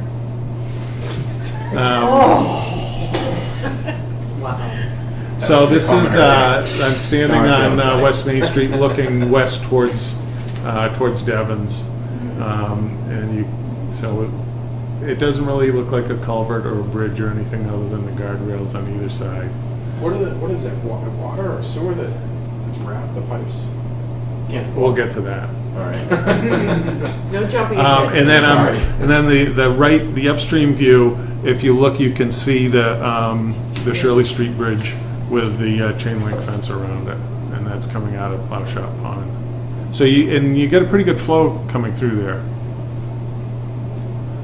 This is on the upstream side, probably the original design with the abutments, and you can see it's just a stone block and mortar structure with a steel and concrete deck on top of it.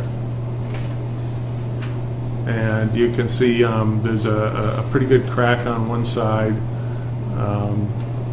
and then if you get under it and look up,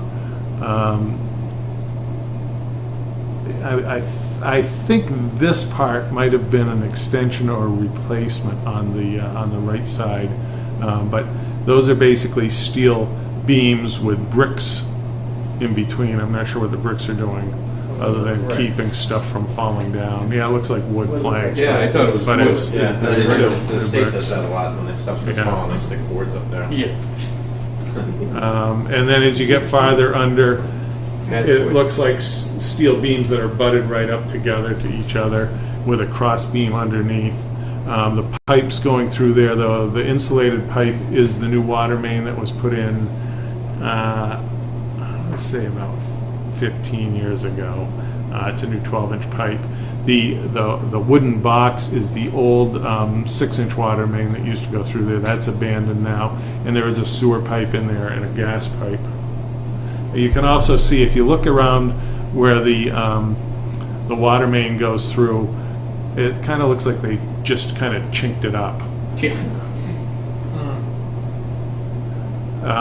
This is looking from downstream upstream, and that's the gas main, and there's a chunk of wood on top of the gas main that's holding up the steel cross member that's supporting all the other Is that what they call pieces. value engineering? And then you can see where they extended, they put some concrete in, but there's a drain pipe that shoots out there, and I think that washed away some of the concrete. So the moral of the story is, when you drive across this, don't slow down.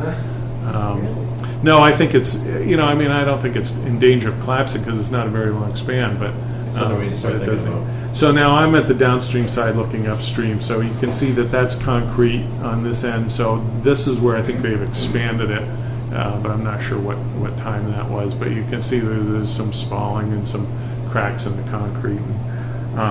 One of the other issues, I wasn't around during all the big flooding storms, but I'm curious as to how high the water got up in this, because I know up at Shirley Street it was right up to the top. I wouldn't be surprised if it was. And, It was pretty close. I mean, I would say that it was pretty close to that. So that's one of the challenges when you redo these, is to make sure that hydraulically, you can't just go in and slip line something inside it, because it makes the hydraulic capacity smaller. And as we know, we're getting more and more storm events these days that create higher and higher flows. And then from the surface, you don't really notice this when you're walking along, but you've got catch basins. The one on the left picture, that's the one that drains directly down into the culvert. And then you can see my foot there where there's a sinkhole. And I wear a size 11 shoe, so you can see how big that hole is. And that's on the left-hand picture. That's up more towards the top of the screen where that is. And actually, our guys went out last week, and I asked them to excavate that, and that was from the gas main. There's I think the gas company, when they put in their main, they'd had some settlement, and they put a steel plate over it, and it kind of settled around that also. And that's I think, a 1930, mid-30s gas main, so that's due for replacement at some point also. And that's it. So basically, you're preparing us for something that's coming Well, along Shirley Street. what I recommended in my memo, I wanted to point out a couple things. Number one is, you know, we've and Ayer's not unique. This is something in every town. You don't really deal with bridge structures until you can't drive across them anymore. But the Barnum Road Bridge, the state inspected that 2 years ago. They inspected I think every 2 or 3 years, and there weren't any major structural issues with it, but there was some maintenance that needed to be done. That was estimated at about $200,000 to $300,000 to do that work. The Shirley Street Bridge, you know, I had an engineer take a quick look at it, and he guesstimated $300,000 to $400,000. I think those numbers are a little low, because I was looking at some of the state bids, and on projects this size, there weren't any less than $600,000 on their list. It's all rate, it's all, yeah. And so, I guess what I'm want to prepare the town for is that we're going to have to start budgeting some money to deal with these. We do have a DPW engineering inspection revolving account that has money in it, and what I'm proposing is using that money to have an engineer that does bridges go out, do a real engineering inspection, and give us some concepts and ballpark costs for what this will be. The one reason this is important is because if it fails, you've got 2 bridges out instead of Yeah. So.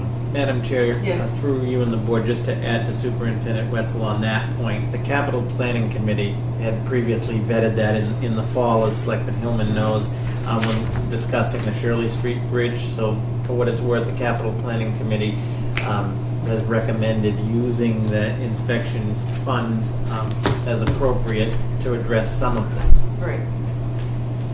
Which would be obviously a legal and appropriate use for it.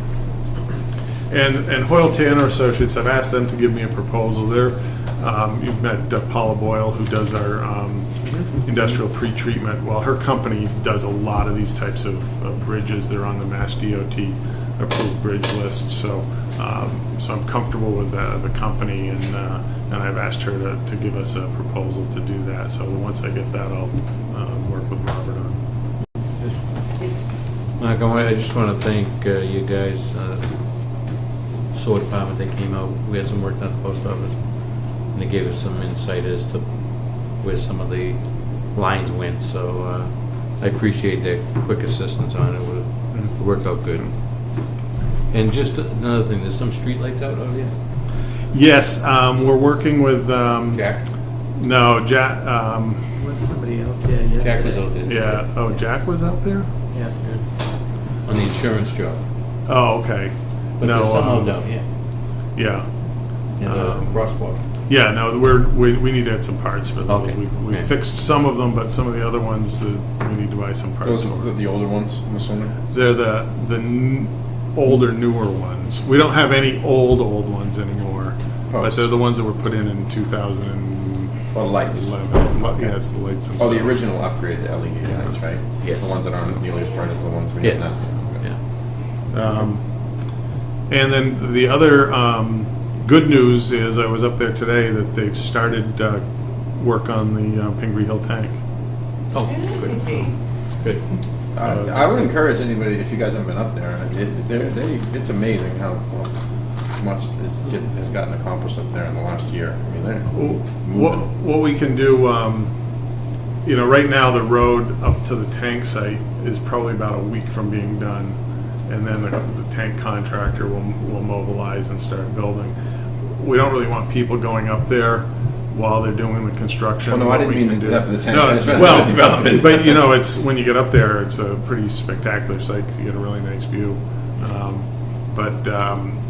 We'll do some open houses up there when they're doing the construction. There's one day, the way they build these tanks is they cast the wall panels laying down and they stack them up on top of each other. So they might have about 4 panels high, and they're about 25 feet long. And then they take a crane and they stand them up, and then they tie them all together. Oh, really? Wrap them with wire.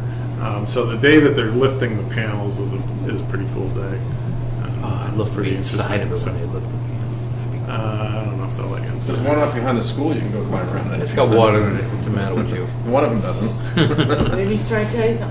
I guess. So, anyways, it's nice to see that project finally progressing. Yeah, good. It'll make Absolutely. a huge Nice. Effort on or impact on the water system. So, Good. okay, Great. thank you. Thanks. Thank you. Thanks, Mark. Nice to see you. All right, Robert.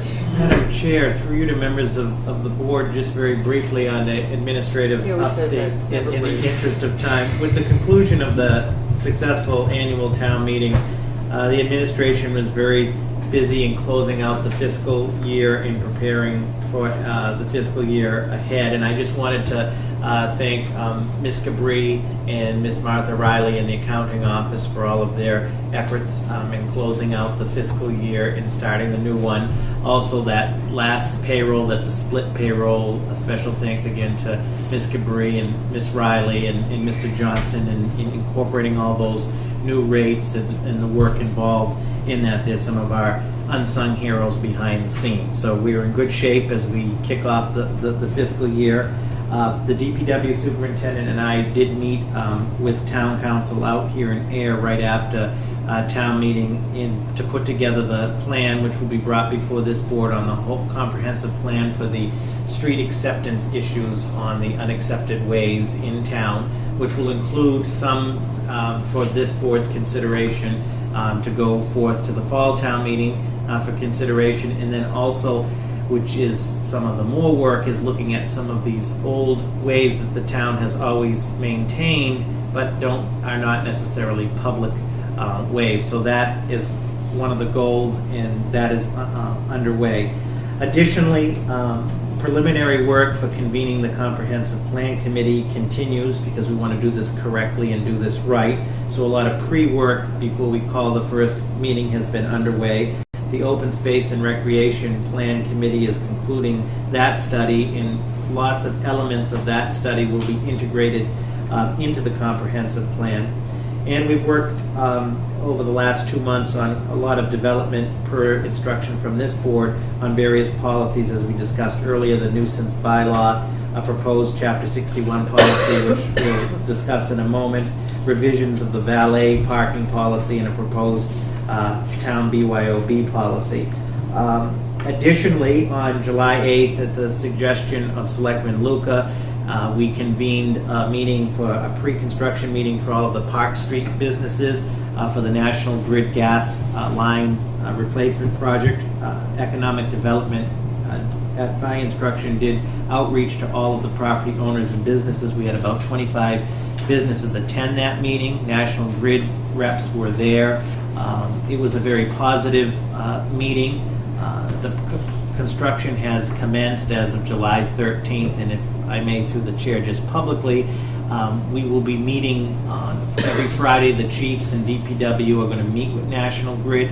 If there are any concerns or complaints, they should contact the DPW office or the BOS office, and we'll make sure those are heard. And all businesses are accessible and open during the construction, and we do appreciate and do understand the inconvenience that this infrastructure project will put forth. But I thought it was a very positive meeting as we move forward with that. On July 8th, I transmitted to the Personnel Board, which I believe will be commencing a meeting on July 20th for the completion of the Personnel Board study. I completed what they had asked me to do, which was the finalization of all of the job descriptions for their consideration, as well as a proposal that I put forth that would resolve, I believe will resolve the compensation grid issue and provide for some longevity to the project. After they meet on the 20th, I will also transmit that information to this board. The plan, Lieutenant Gill, the chair of the committee, the plan for the committee is to still have that brought to this board for consideration of inclusion on the warrant for town meeting consideration. And in my opinion, there's still a green light on that to bring this to conclusion. Lastly, the Facilities Department will be commencing the carpet replacement project for the rest of the building. As you know, town meeting approved the funding recommended by Capital and supported by this board to do the offices. It'll be the same color carpet as in the main hallway here. And we have a plan put together to do the offices starting in August on that. And finally, and I don't like to rush the summer, but we're already looking to preparation for the fall town meeting on October 26th, as well as commencing the budget process for FY 2017. So I'm pleased to report that things are underway and that the town is in good shape as we move forward in FY 17. So with that, the first item I have under my report is reconsideration of the designation of a special municipal employee. As the board is aware, back in December of 2014, the conservation agent resigned, and the Conservation Commission, with great due diligence, proceeded with an application process to find a replacement. And during that interim period, Ms. Jessica Guiguino of the Conservation Commission had assumed a lot of the office functions starting in December, making sure that the mail was processed and sort of manning that office, and there is no question has done a spectacular job. At that time, a request had been made about compensating this individual, and at that time, and this was no reflection on the individual personally and professionally, this board decided to let the Conservation Commission move forward with the hiring process and did not designate a special municipal employee. As this board knows, because this board approved an individual for the position, that individual lasted 1 week and accepted a position, a full-time position at another community. And I think that raises a question for not tonight, but for another discussion of looking at the conservation agent position to make it more attractive, because it is a specialty set of skills. It is a part-time, non-benefited position under the union, and perhaps we need to at least revisit that to attract the kind of candidates that we want. And I can share the Conservation Commission's frustration. So when that happened, we're sort of back to square one. As you have in your packet, the chairman, Mr. Daniels, sent a request that is supported by his commission for reconsideration of the designation of Ms. Guiguino as a special municipal employee. And I don't think there's any question on the commission or the board or myself, personally and professionally, that this individual has done a great job and would like to make her a special municipal employee. However, after revisiting the issue in consultation with town council and in taking into consideration Mr. Daniels' analysis, which I do appreciate in his email, under Chapter 268A, Section 21A, which is governing this, and I talked to town council at length because I know that this board supported this and would like to make this happen. There are only two legal mechanisms that this could happen. One is authorization of the individual as a special municipal employee by the annual town meeting, including the setting of the salary/compensation by the annual town meeting, and that specifically says that in the statute. Or the Conservation Commission member, in this case Ms. Guiguino, would have to formally resign her position on the commission for at least 30 days, which the statute refers to as the cooling off period, is the term they use, for 30 days, to then be considered for the position as part of the hiring process. And I looked into this at length, and as always, my goal and my job is to not only protect the Board of Selectmen and the Conservation Commission and all the folks that do great work for us. There is no mechanism, respectfully, to do this outside of the two points that I've highlighted to the board. And to do so would put the individual, the Conservation Commission and the town at risk for violation of 268A, Section 21A, as well as a potential ethical violation. Nobody has done anything wrong at all.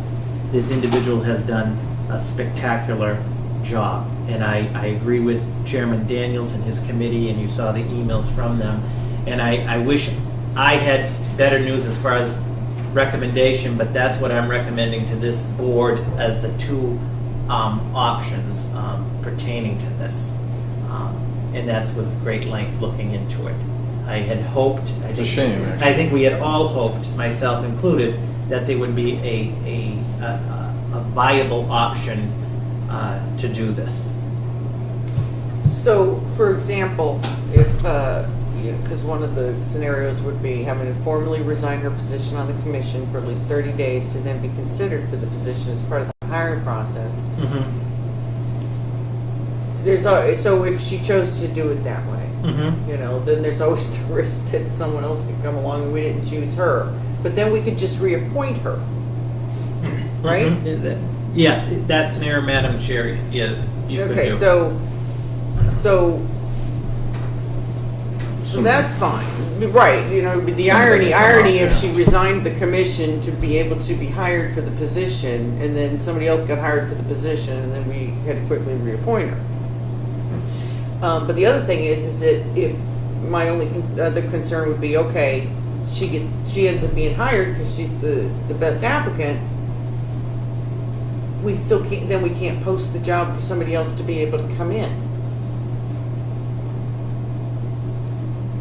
If she was to be right, being considered as part of the hiring process. Yeah.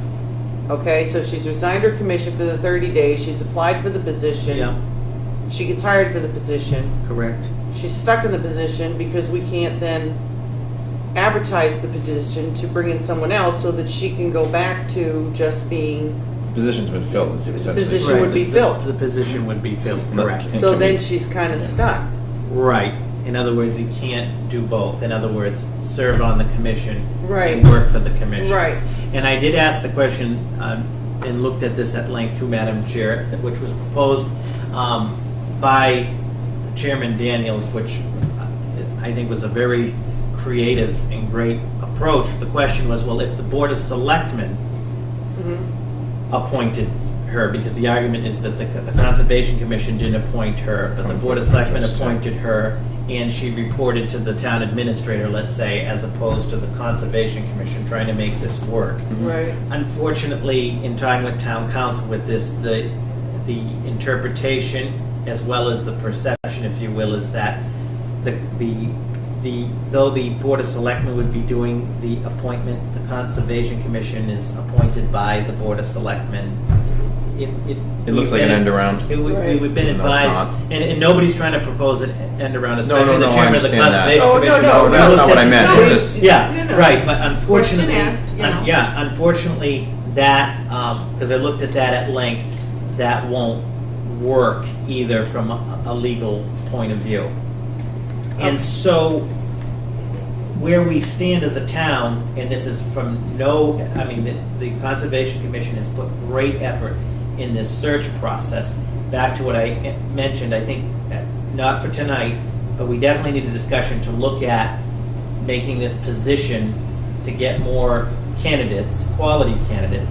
But the Conservation Commission has now been, what are we going on, almost 8 months without somebody. And if it hadn't been for Jess, things would be even more dire because there would be no, the members of the commission have volunteers and have full-time jobs. Well, it's the same as the three of us. If you two aren't in here, And forget it. Ms. Guguino has put in an enormous amount of work and has done a spectacular job. Nobody is questioning that. Correct. But the law, in the end, is the law, and those are the two mechanisms.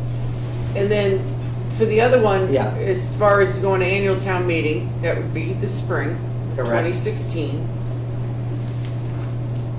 Okay. So we've still got the applications out, the job position open. We're still advertising. Jess is doing a wonderful job filling in. So would there be any way at least at the annual town meeting next year, having said that during that time period, she was considered a special municipal employee and then gotten like a back pay. Is there any way to ask the town that to at least somehow compensate for what she has done while we're still trying to figure out the future?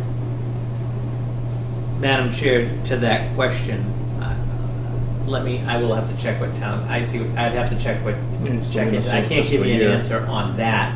It's an interesting point, I can find out. Did you have your hand up? I did. Okay. May I Good evening. Thank you for having me. I left to grab a bite to eat because my day starts at 5. Which is when breakfast happens. So lunch is at 10. Good evening. Thank you for having me. Bill Daniels from the Conservation Commission. So obviously this is, thank you for finding it out. And it was disappointing news to read the email and understand that we really don't have a good way out. Right. Number one, one of the first things I want to do is recognize Jess for her amazing service and everything that she's done, and for the fact that she, quite frankly, has been the saving grace through all this. Absolutely. We, some of us, including myself, were very hopeful that Becky would change her mind at the last minute, and intensely disappointed when she didn't. We've reached out and actually had a shot at 3 different employees who we've made offers to, one of whom accepted, and made it a day. It wasn't a whole week. It was a day. It was a day. Actually, to be fair, it was 2 days because she attended our hearing and then quit on, I guess, the 3rd day. Okay. So, I'm sorry, it's not funny, but... No, and as disappointing as it was,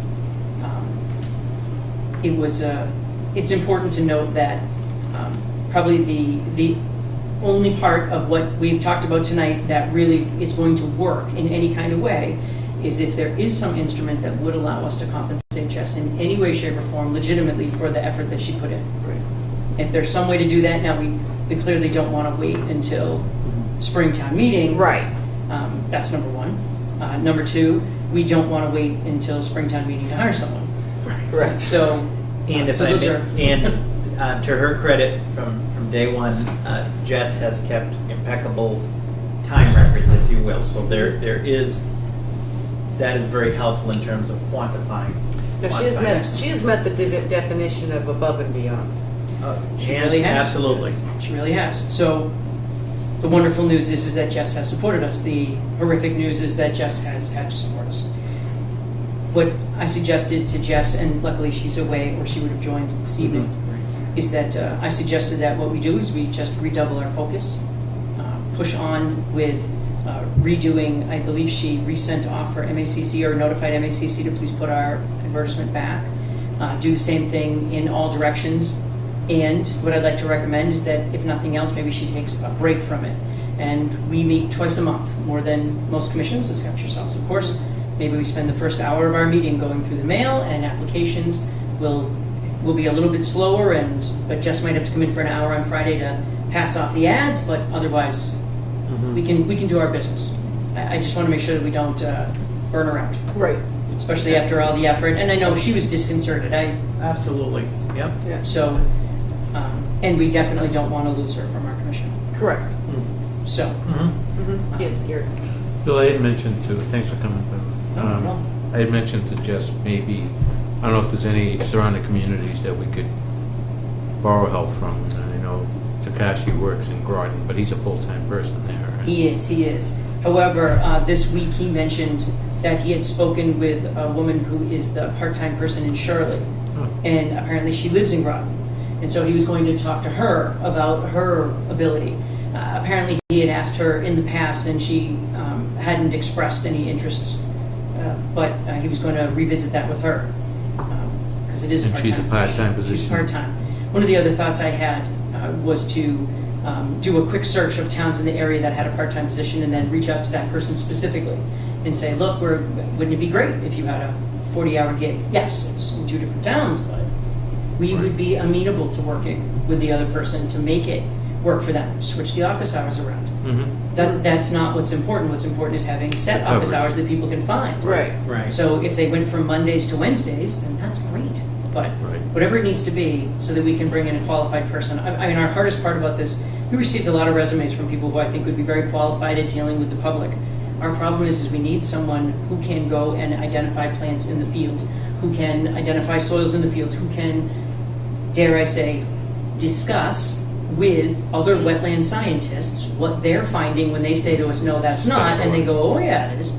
Right. Specialized. It is a truly specialized field. Could we get any, like interns or anything from Mount Yeah, I think that- Wachusett? Well, I think the only problem with that, so what we need is a person who, one of the reasons that Becky was so amazing is that she had started at DEP. So she knew exactly what she was getting into. She knew the language, she knew the business, and she knew how to deal with the developers. Yeah. Now, we've been lucky, we don't have a whole lot of folks that we have to watch ourselves with, but at the same time, we have to be understanding of the situation they're getting themselves into. Right. And so I think we need a person who has some years of experience so that they're prepared for those interpersonal dealings that maybe a younger person who's fresh out of school might have a hard time assimilating to right off the bat. That's my only thought. I would be excited to pick somebody right out of school who had the right attitude, but it's harder The to background is tough to. You It's a have to, big you learning have to go live experience. it, right? You have to go live it to know what to do. So, and unfortunately, being a volunteer commission, we're not always around to help and support. Is there anything else we can do, Bill? I mean, you want us to reach out to other communities? And Well, I appreciate that. I think we're gonna start with literally a town by town search within 20 miles and go from there, as well as do the ads. We'll probably try and prop up some additional ads.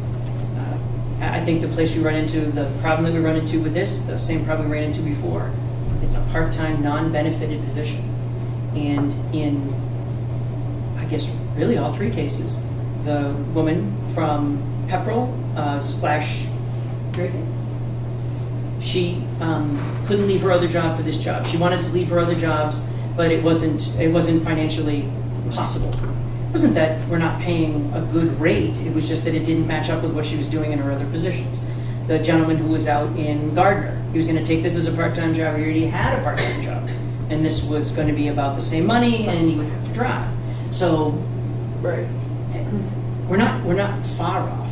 We're just not right there. So it's one of those things. We'll give it another shot, and quite frankly, if we get to the point where we've spent a year doing this and we've gone through 3 or 4 or 5 offers and haven't succeeded, then I will feel without any guilt at all to come in and say, okay, let's revisit with Personnel Board. Let's talk about what this position is. You were here when we said this would be a non-benefited 20-hour-a-week position 9 years ago, and there's no question that that was the intention at the time, and it worked. Right. And maybe unfortunately now it won't work for the town that way, and so that was the plan until we need a new one. yeah, we may be able to rework something down the future. Right. Just I mean, thoughts. this board is behind it. So Yeah. I think. Yeah, no, Yeah, we are. I agreed with everything that Yeah, Bill I said mean, in his email on the Agreed. first. I was all for it. I was all for it, and then I was very depressed when I got this word too. I was like, Madam Chair, through the Board of Selectmen, I will, the question is about about a method of compensation and recognition of all of that. I mean, Let me find out yeah. what other options pertaining to that piece, because we're talking about the position. Certainly, Right. certainly. It's a multifaceted thing. I guess what I'd really like to see is if there was any way at all Yeah. to help Jess for everything that she had done. Mm-hmm. Yeah. That's probably, it's yeah. not my number one priority, but it certainly is 1B. And 1A is to begin a search, reaching out, and we'll keep you folks involved so that you understand where we are, where we're at, how we're getting there. And if we're not getting where we need to get, then we really need to look at other options. Well, Fair enough. I think you can be certain that our goals are the same as your goals. 1A and 1B. Appreciate that. It's, one of the things that was very positive about the position when we originated the position was that people would be able to come in and talk to someone who could answer those questions. And, we get all the time where folks go and they talk to Gabe, and Gabe says, really need to go talk to the commission. And they come in and, I would like to think we make them feel at ease. But that always started with Becky. Right. Because she would walk them through, talk about what the plan was, and then, hopefully folks weren't so concerned about what it meant to have to, come and get a permit. That's never our intention. Right. So, with that said, thank you very much for the time. I will tell you one more thing. I don't know if you remember. It was probably 2009 when they put that pipe in behind Blue Northern. 2009, 2010. So I don't know if you remember. They did a boring from Harvard underneath that little pond and popped up in the woods between Blue Northern and where the truck maintenance place is there. Madigan's place, right there. So that pipe was put in so that sewer could be extended from those neighborhoods over to our neighborhoods. Pipe was put in place easily 2010, maybe middle of the year. From Shaker. That we said no to. They put the pipe in at their own expense? Didn't know if you ever did it. Which was, I said, under the swamps, which is, I'm sure, a big undertaking. Yeah, it's directional boring. It's actually really cool. Okay. But anyway, Yeah, thanks. thank All you. right. for that. Thank you. Thank you, Bill. Thank you very much. We're gonna Thank you. still have our thinking caps on. Well, and I hope we have some results to go off of that are a little bit Yeah. go forward. Thanks. Have a good night. You too. Thank you, Bill. Madam Chair, the next item, item 3, this board approved a valet parking policy for the town. And after approving it, as you can see in your packet, there are some red line, these red lines come from town council. A lot of them are just language, term of art language recommendations. And I'm just respectfully asking the board to approve this as the final policy. It did not change any of the substance to the policy. Right. And as of right now, there's one establishment that is under the policy. So unless there are questions from the board, it would just be a vote of affirmation to these revisions, which are mostly stylistic. Actually, they all are stylistic. Yeah. So It moved. looks fine to me. Yeah. So moved. Seconded. All in favor? Aye. Aye. The next item is the town of Ayer. We've been advised by the ABCC that the town should have a BYOB, a bring your own beverage policy. The town of Ayer does not have a formal townwide policy in place. We've been advised by the ABCC that we should have a formal policy as approved by the Board of Selectmen for carry-in, bring your own beer, wine, and/or malt beverages policy. So with that, we convened a group, Ms. Antonellis, the Chief of Police, Economic Development, the Fire Chief, a working group to put together the policy that you have in your packet. Additionally, this policy was reviewed by town council to be correct to legal form. You can see the red lines in this one are from town council, and there would be a $100 fee for an application for carry-in alcoholic beverage license. So it would be an annual license. They must have certified tips, the training for intervention procedures, on-site manager. They have to be tip certified, and this would fall under not only the ABCC as far as enforcement, but the Chief of Police and the Board of Selectmen as the licensing authority does reserve the right at any time to revoke, suspend the license. So that's sort of it in a nutshell. I don't know if there is other specific questions, but that's what we're recommending, is that the board adopt this policy. And there have been, as this board's aware, one final point throughout the years, at least since I've been here at times, here and there requests from local restaurants and so forth about a BYOB policy. Yeah, we had discussed it about 4 years ago maybe, and one of the selectmen wasn't. It kind of just laid low after some comment about just drink it in public, type of thing. Why do we need a policy? But you do need some control over it. I mean, we're not in the Wild West. No.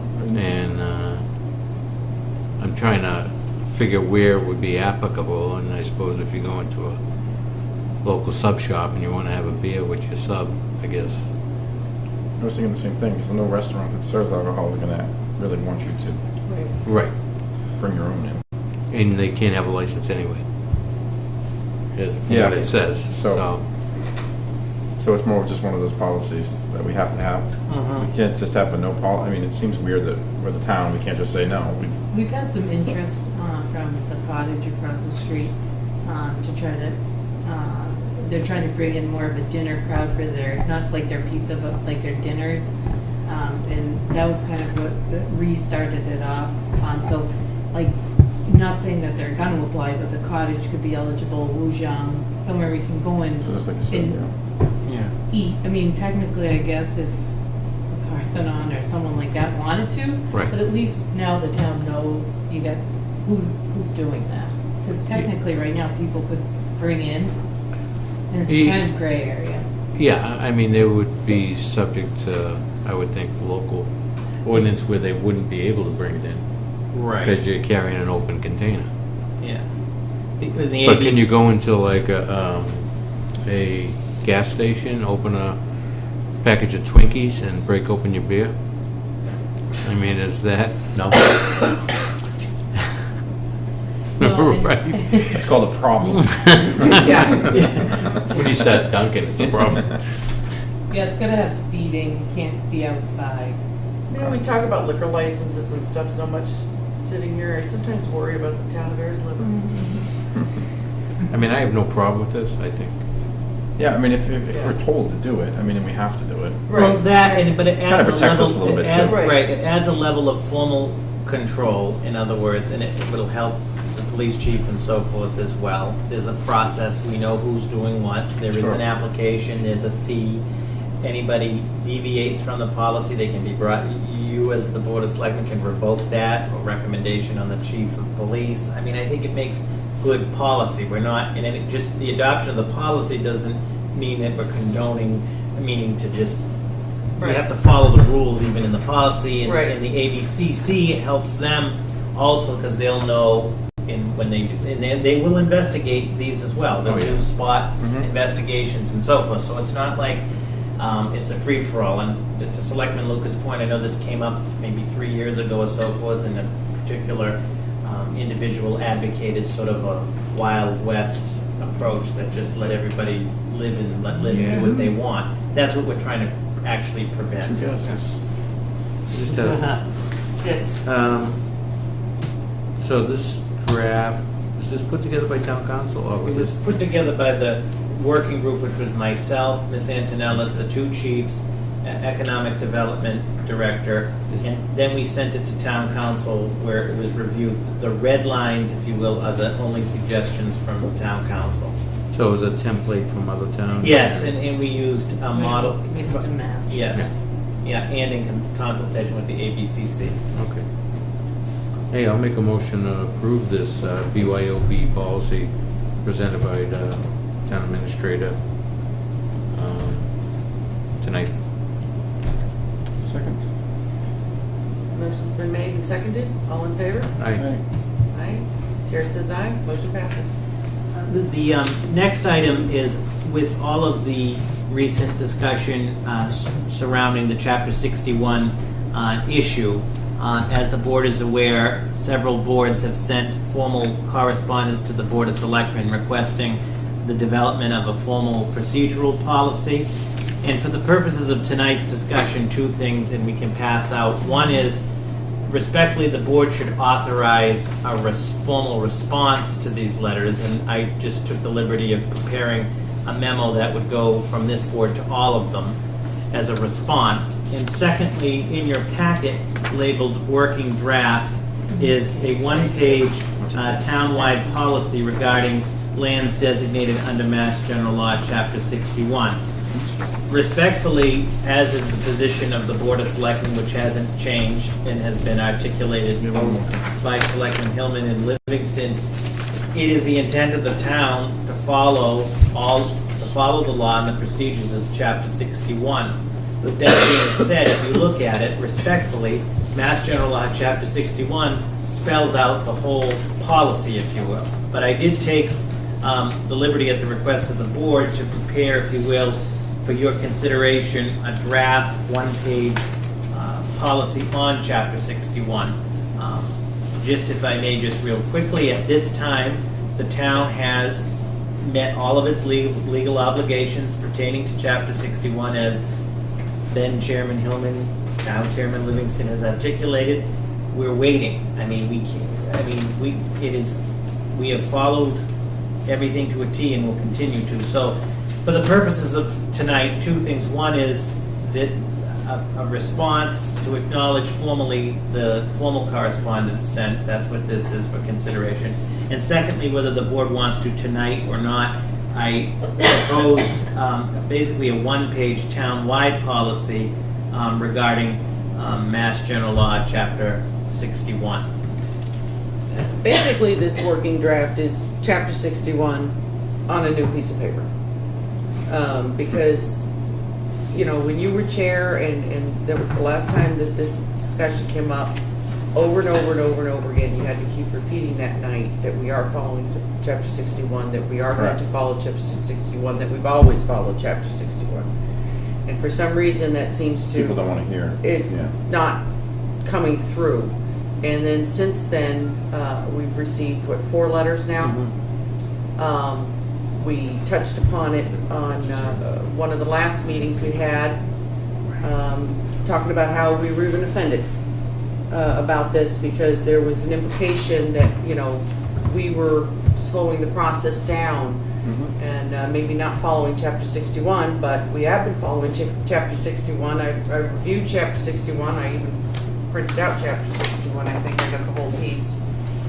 One of the requests has been, you know, come up with a working group meeting, but we don't need a working group meeting. For example, the CPC themselves has a member from the Planning Board, Conservation Commission, Historical Commission, Housing Authority, Parks Commission, and citizens at large. So, and we have the Open Space and Recreation Committee, so we don't need another working group because they are the working group. So.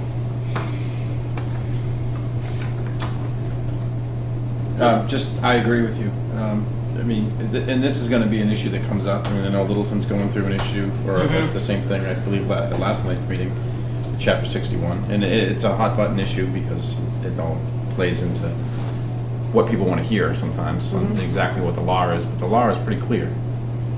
And there's certain avenues that you can take where you can pay the back taxes and stuff like that. And I think, like you said, we just need to spell out what the process is and what we're obligated to do, and I think that's basically, I agree with you, we don't need a working group, we follow law.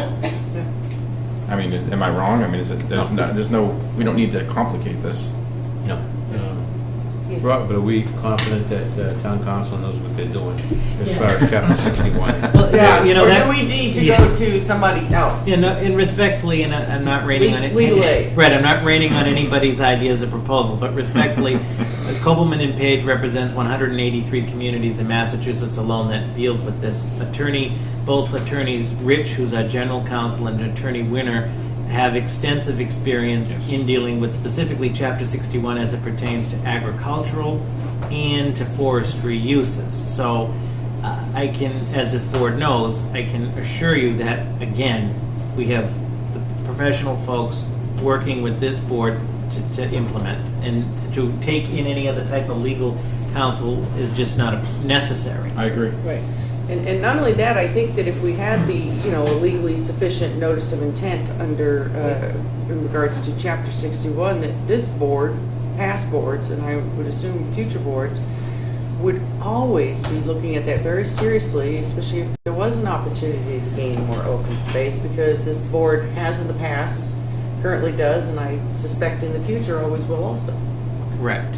And to that point also, just in this particular case, which is not on the agenda for tonight, the town has fulfilled not only all of its obligations, we cannot compel a private sector individual, you know, to make an offer, or that individual knows what needs to be done and cannot proceed with the project there, or will be in violation of the law, and town council has proactively prepared. And I'm not saying I want to be very clear that this individual is going to do that, but in the event that it does, Copeland Town Council will be at the Superior Court with an injunction to stop it. Exactly. Right, and that individual knows. Right, someone and I'm mentioned not that. implying that that's going to happen, but all bases are covered for worst case scenario. And someone mentioned that to me today about Littleton and said, well, look, but there's a big difference. There's been an offer that's been accepted by the parcel that was under 61. This is And Littleton. this is Littleton, and then the Yeah. people are now have, obviously approached the selectmen about their right to buy it. So that's obviously a lot more advanced than we are. We don't have someone saying, I want to buy this. Right, we don't even have Here it is, do you want to buy it? Right, So that's. right, because they even indicated that they're not selling it, so. Correct. Yeah, we have nothing to work on right now. Yeah. And one last piece, not to belabor it, but one last piece. When the proper notice is received by the Board of Selectmen, that meets the criteria of the law, the Board of Selectmen will declare a duly, and this will be public, an extensive public hearing in which we will make sure all are notified, and the purpose of the public hearing at that point, for example, is for Conservation Commission, Planning Board, and so forth to present to the board the merits or, for acquisition or not. Is it habitat? Is it have open space? That public hearing process, that's what it's for. And the board can also extend that public hearing if it chooses it. One night isn't enough. Well, not only that, per chapter 61, not only are the Board of Selectmen notified, but the Board of Assessors would be notified, the Planning Board would be notified, the Conservation Committee notified. Correct. Everyone would be notified at once. Drawings have to be presented. I mean, there's a whole, Right. In here, all in chapter 61, which this policy points to, chapter 61. Yes, Gary? Yeah, these boards and committees and commissions should be, we should make it clear that we want to do the right thing. And we want the same outcome as them as far as the process being followed the way it should be followed. Whether you like the decision or not is whatever applicant, that doesn't matter. Right. Because the decision is a decision. Right. As long as it's legal and correct. Right. That's where, unfortunately, it's just an opinion right now. Correct. Right. And we've done everything right. Well, not only that, there was a disagreement as to what parcel it was. Nobody even Yes, agreed so- to which parcel it was. So that being said, I'd like to approve this working draft dated June 29, 2015, from the Ayer Board of Selectmen to the Ayer Community Preservation Committee, Conservation Committee, Open Space and Recreation Committee, and the Ayer Parks Commission. Done. Second. Motion's been made and seconded. All in favor? Aye. And the letter has been approved. And this is also this attachment, right? Correct. All right, good. Just making sure I didn't fall asleep because it's after 9, You know what happens to me after 9 p.m. 2 more items, and I will accelerate. No comment. Yeah, okay. No The comment. 5-member board, after 10, things used to start Right. flying across the table. So Okay. it's better than it used to Let me just, Verbally and be. physically. Yeah, exactly. so let me, okay, so the next, item 6, the invocation of the consultant bylaw by the planning board. At the July 2nd meeting of the Ayer Planning Board, the Ayer Planning Board voted, and this has to do with the global gas station project, voted to invoke the town's consultant bylaw, which in my time here anyway, this was a first for me. I think it may have been one time right before I came that it had been a while since it had been invoked. And I transmitted to the board, if you will, a list of concerns or a list of the issues that were provided by the chairman of the planning board, as well as today I sent, was it today or yesterday, I submitted to the board a correspondence I received from a member of the planning board, Ms. Gibbons, pertaining to the invocation of the consultant bylaw. And you have the bylaw in your packet as well. And per the bylaw, the board, in this case the planning board, would be requesting to the Board of Selectmen approval to implement the consultant bylaw to select a consultant, including a price amount, to look at aspects of the project, and the costs per the bylaw are incurred by the project. In this case, it would be global. So we do have, and I did check with town council on this. We have a vote from the planning board requesting approval, or requesting board approval to implement the consultant bylaw. What we do need, normally, procedurally, there'd be a vote. The criteria that the project meets, it must meet certain threshold. The project, if it has a total cost of $2 million or greater, and other criteria, and then a name of a consultant and the amount, and then the board would have a vote on that. So I checked with town council on this, and there are two options before the board. One is that the board, because you have a vote, but some of the pieces are missing, you could refer it back to the planning board, which meets next on the 6th of August, and you meet on the 11th. Or the Board of Selectmen may consider to approve it contingent upon meeting the criteria as to who is the consultant and how much is it. So that's what's before the board. Yes. But that hasn't been discussed by the planning board. No. To my knowledge, the planning board has taken a vote to implement it.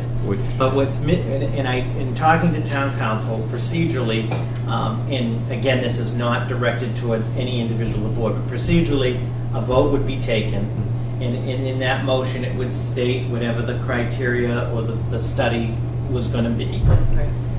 They would have a name of a consultant, Which we don't have yet. and the amount, Which we don't have yet. and that would come to the Board of Selectmen, and you have the final, it requires your approval. What you have is a vote. To enact the consultant. Right. We don't have, to enact the consultant bylaw, and I don't believe that the motion said specifically what aspect of it. And we don't have the name of a consultant or the amount, at least as deliberated and voted by the planning board. So the recommendation of town council, when I talked to them, was to refer the matter back to the planning board, which meets on the 6th. And none of this affects any of the timeline, doesn't freeze the clock or anything, because I believe the planning board is intending to close this matter on the 6th, meeting close, and then their 90-day clock starts, is to refer this back to the planning board, and for consideration, the planning board should take a vote, and the vote should contain, for the record, exactly the criteria, the name of the consultant, and the amount. And as long as the amount is below $35,000, doesn't activate procurement. If it was above $35,000, then it's subject to Chapter 32B, which I would assist with. I don't think that's the case. And then this board could consider it on the 11th. Last point, the reason I say that is that, again, in trying to, again, protect everybody, and I'm not saying nobody's done anything wrong and nobody's trying to do anything wrong, but the project, in global and so forth, we want it that we don't want any arguments that, this is in any way a mechanism to delay the project. And I'm not saying that it is, but I'm saying I think we need to have the ducks in a row for everybody. Yes, Chris. I think he just made my point. I'm fine with the consultant.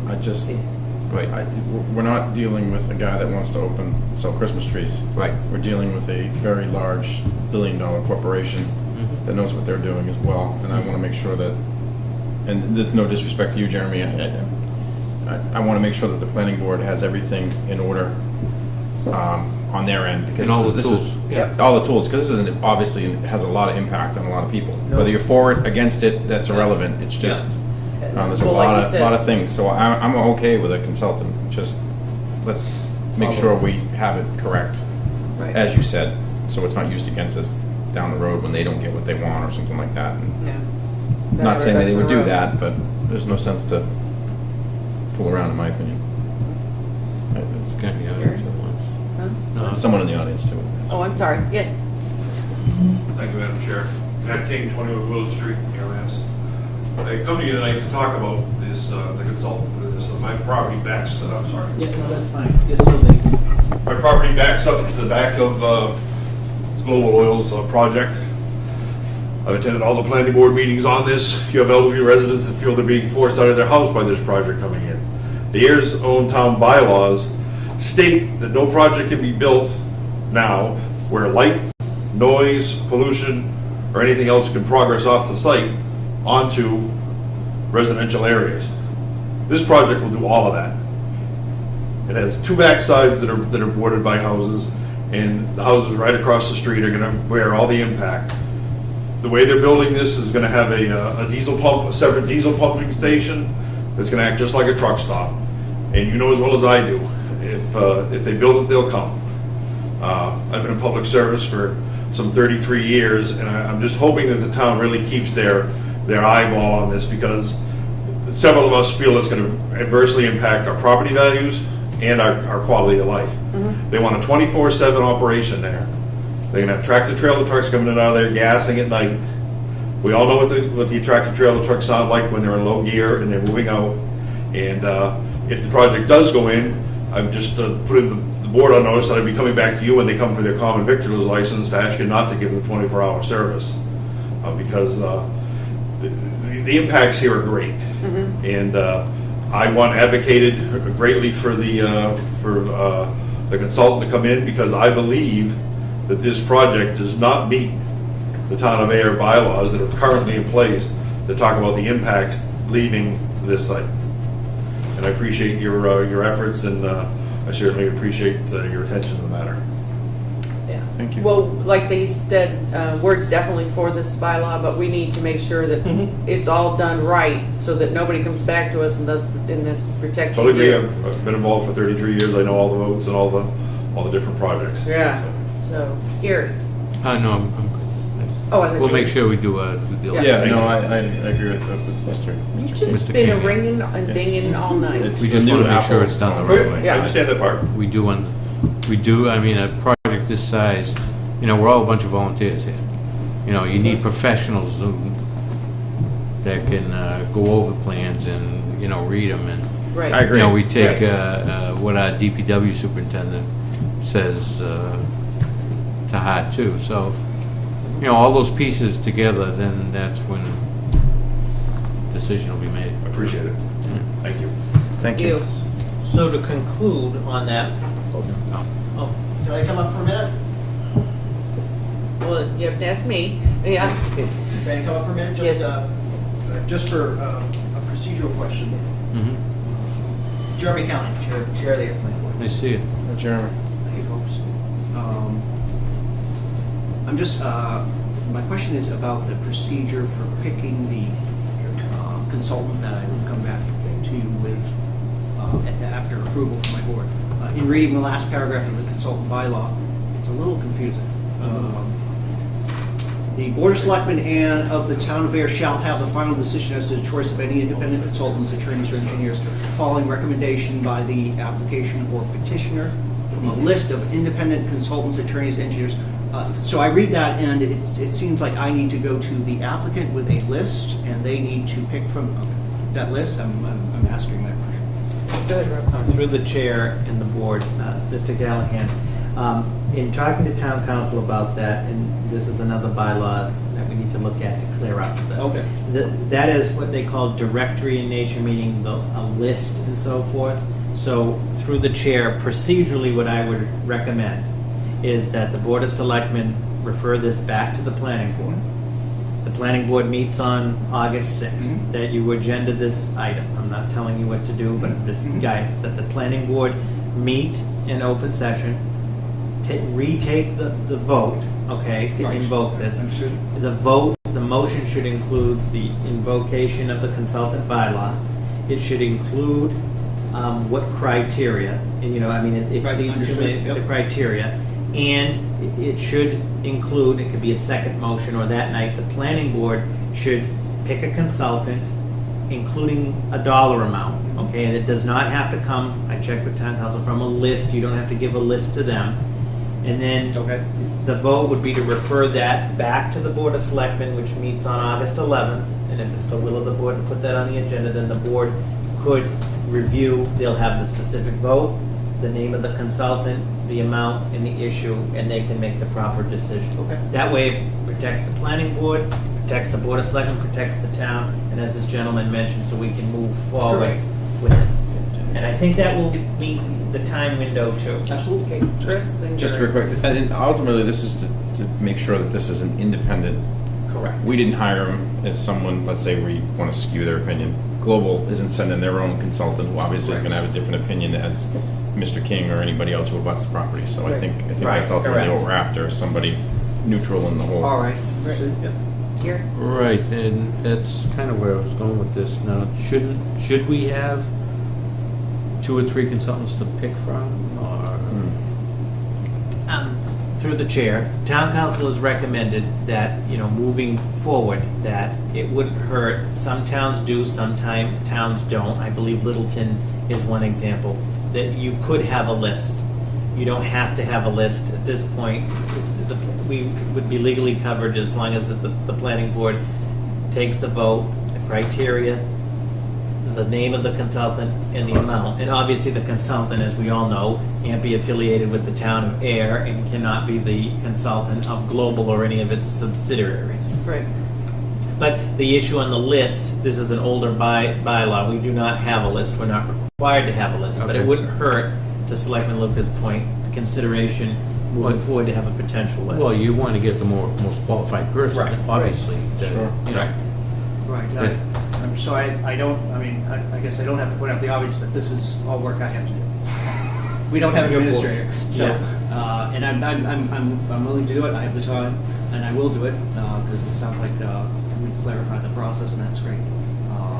So I'll make a motion that we send this back to the planning board with specifically a dollar amount,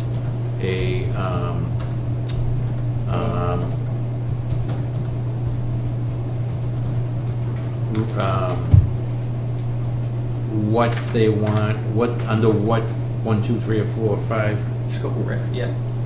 the, Criteria? yeah, thank you. There you go. Yeah, it's tough when you get old. I'm not old, but Remember that color from 1912? That was impressive. And so the cost, the consultant, and the criteria to come back to our board so we can make a decision. Second. Motion has been made and seconded. All in favor? Aye. Aye. And it will be on the agenda. We plan to have it on the agenda for 11 August. So you meet on the 6th, we meet on the 11th.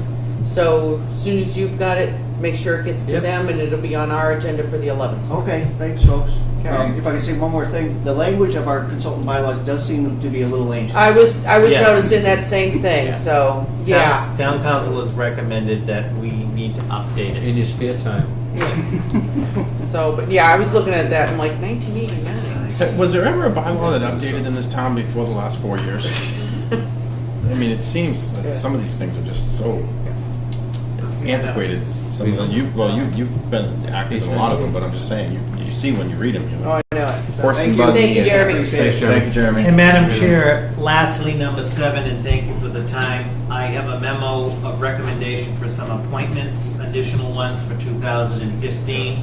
I'm respectfully recommending that the Board of Selectmen appoint Mr. Rich Guerrero to a 1-year term to the Water and Sewer Rate Review Committee, Mr. Robert Coleman to the Cable TV Advisory Committee for a 3-year term, Ms. Beth Sudemeyer as Ayer's primary representative to the Nashua, Nissitissit, and Squanicook Rivers MPS Wild and Scenic River Study Committee, and appointing myself as the town administrator as the alternate That was a mouthful. as the alternate to that committee. So moved. Second. All in favor? All in favor? Aye. Don't make him repeat it. Madam Chair, members of the board, thank you. That concludes my report. Okay. Big enough. Yeah. All right, Gary. Oh, it's just my usual Mass General Law 32B, Section 9A and a half. Have we gotten anywhere with the treasurer of the town of Ayer? Madam Chair, through you to members of the board, we are beginning to get bits and pieces of the information. There's a blip. Yep.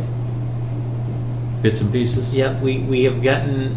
Now, when you say bits and pieces, are you talking literally Well, yeah, bits and I will. pieces? Are you talking I like can one transmit page? to the board what has been provided by the treasurer. It are the municipalities that have billed the town, including the amount. So I've asked Ms. Cabri, which she's already done to an extent, but now we have the exact figure, to encumber, and those funds have been encumbered in the event that, to cover those bills.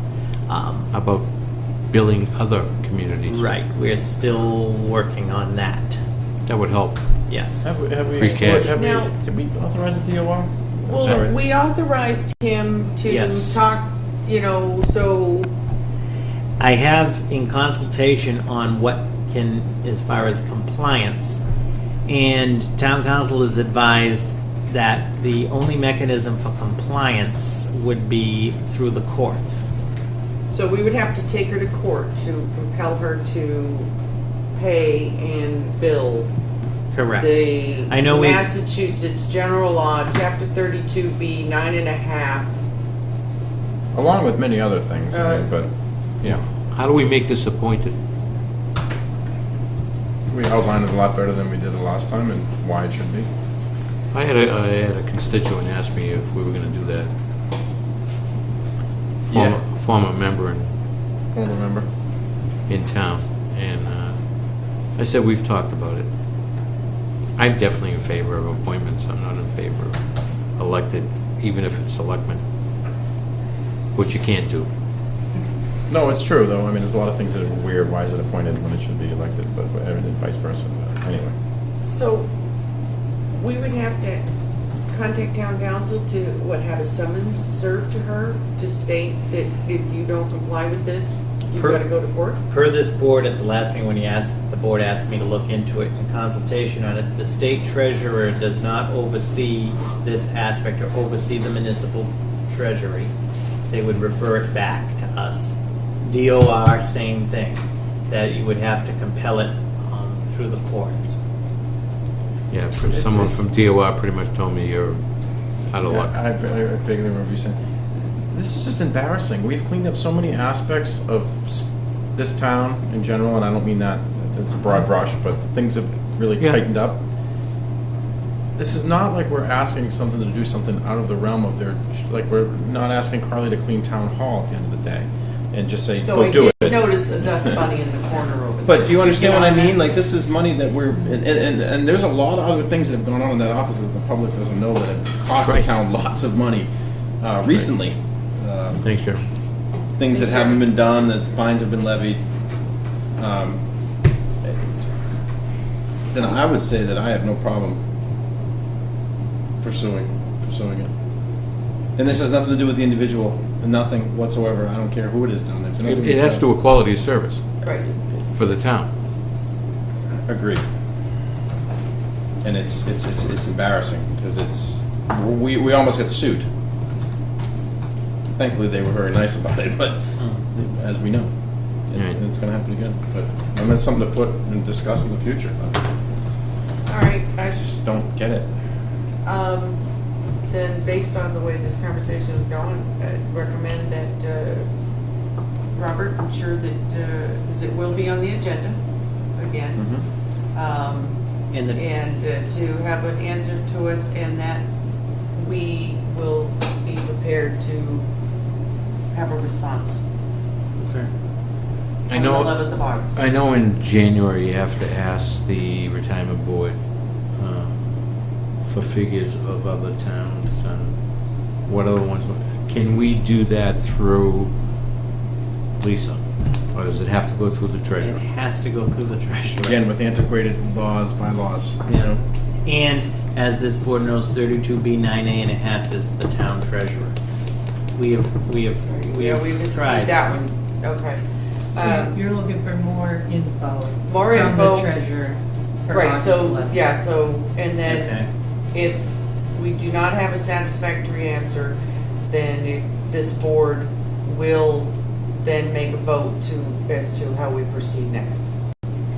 Yeah, I'm fully in So favor of that. The conversation is going to be in the meeting minutes, it will be on video, so And maybe suggest shot across the bow. that you get a little more, Robert gets more info from Mark about how we would proceed, so we have a little more info on Right. that end in terms of And lastly, procedurally. through the chair, just for the record, I have informed the treasurer this is the third time this has been on the agenda. I did inform her that the Board of Selectmen, that this would be a standing item until it was satisfactorily resolved.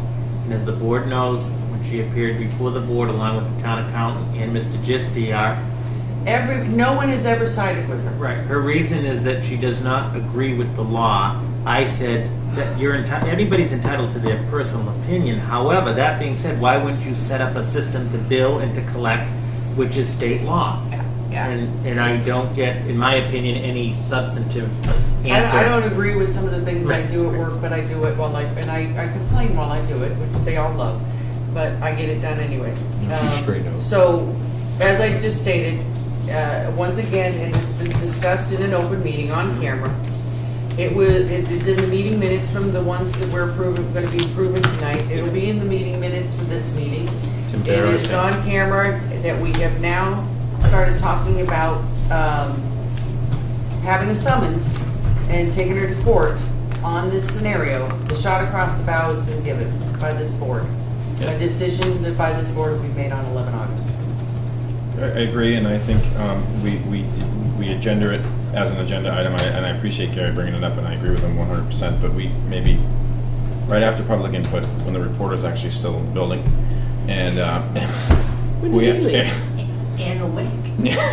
Oh, you're asking too much, Mary. But, I mean, so it's obviously not, Understood. I mean, this is a late meeting for us typically, but still, I mean, maybe it has to be, no, we've done great, but I'm just saying for everything that's going on the other thing. But do you agree, well, maybe an agenda, 1 or 2 out of the box? Yep. Have a good 15 minutes to discuss. All right. So it shall be. Okay, meeting minutes from Tuesday, June 16th. I looked at them. I thought they were fine. Make a motion to approve Need to hear. meeting minutes from Tuesday, June 16th. Huh? Second, I said, that's all I need to hear. I Oh. trust you with the minutes, so.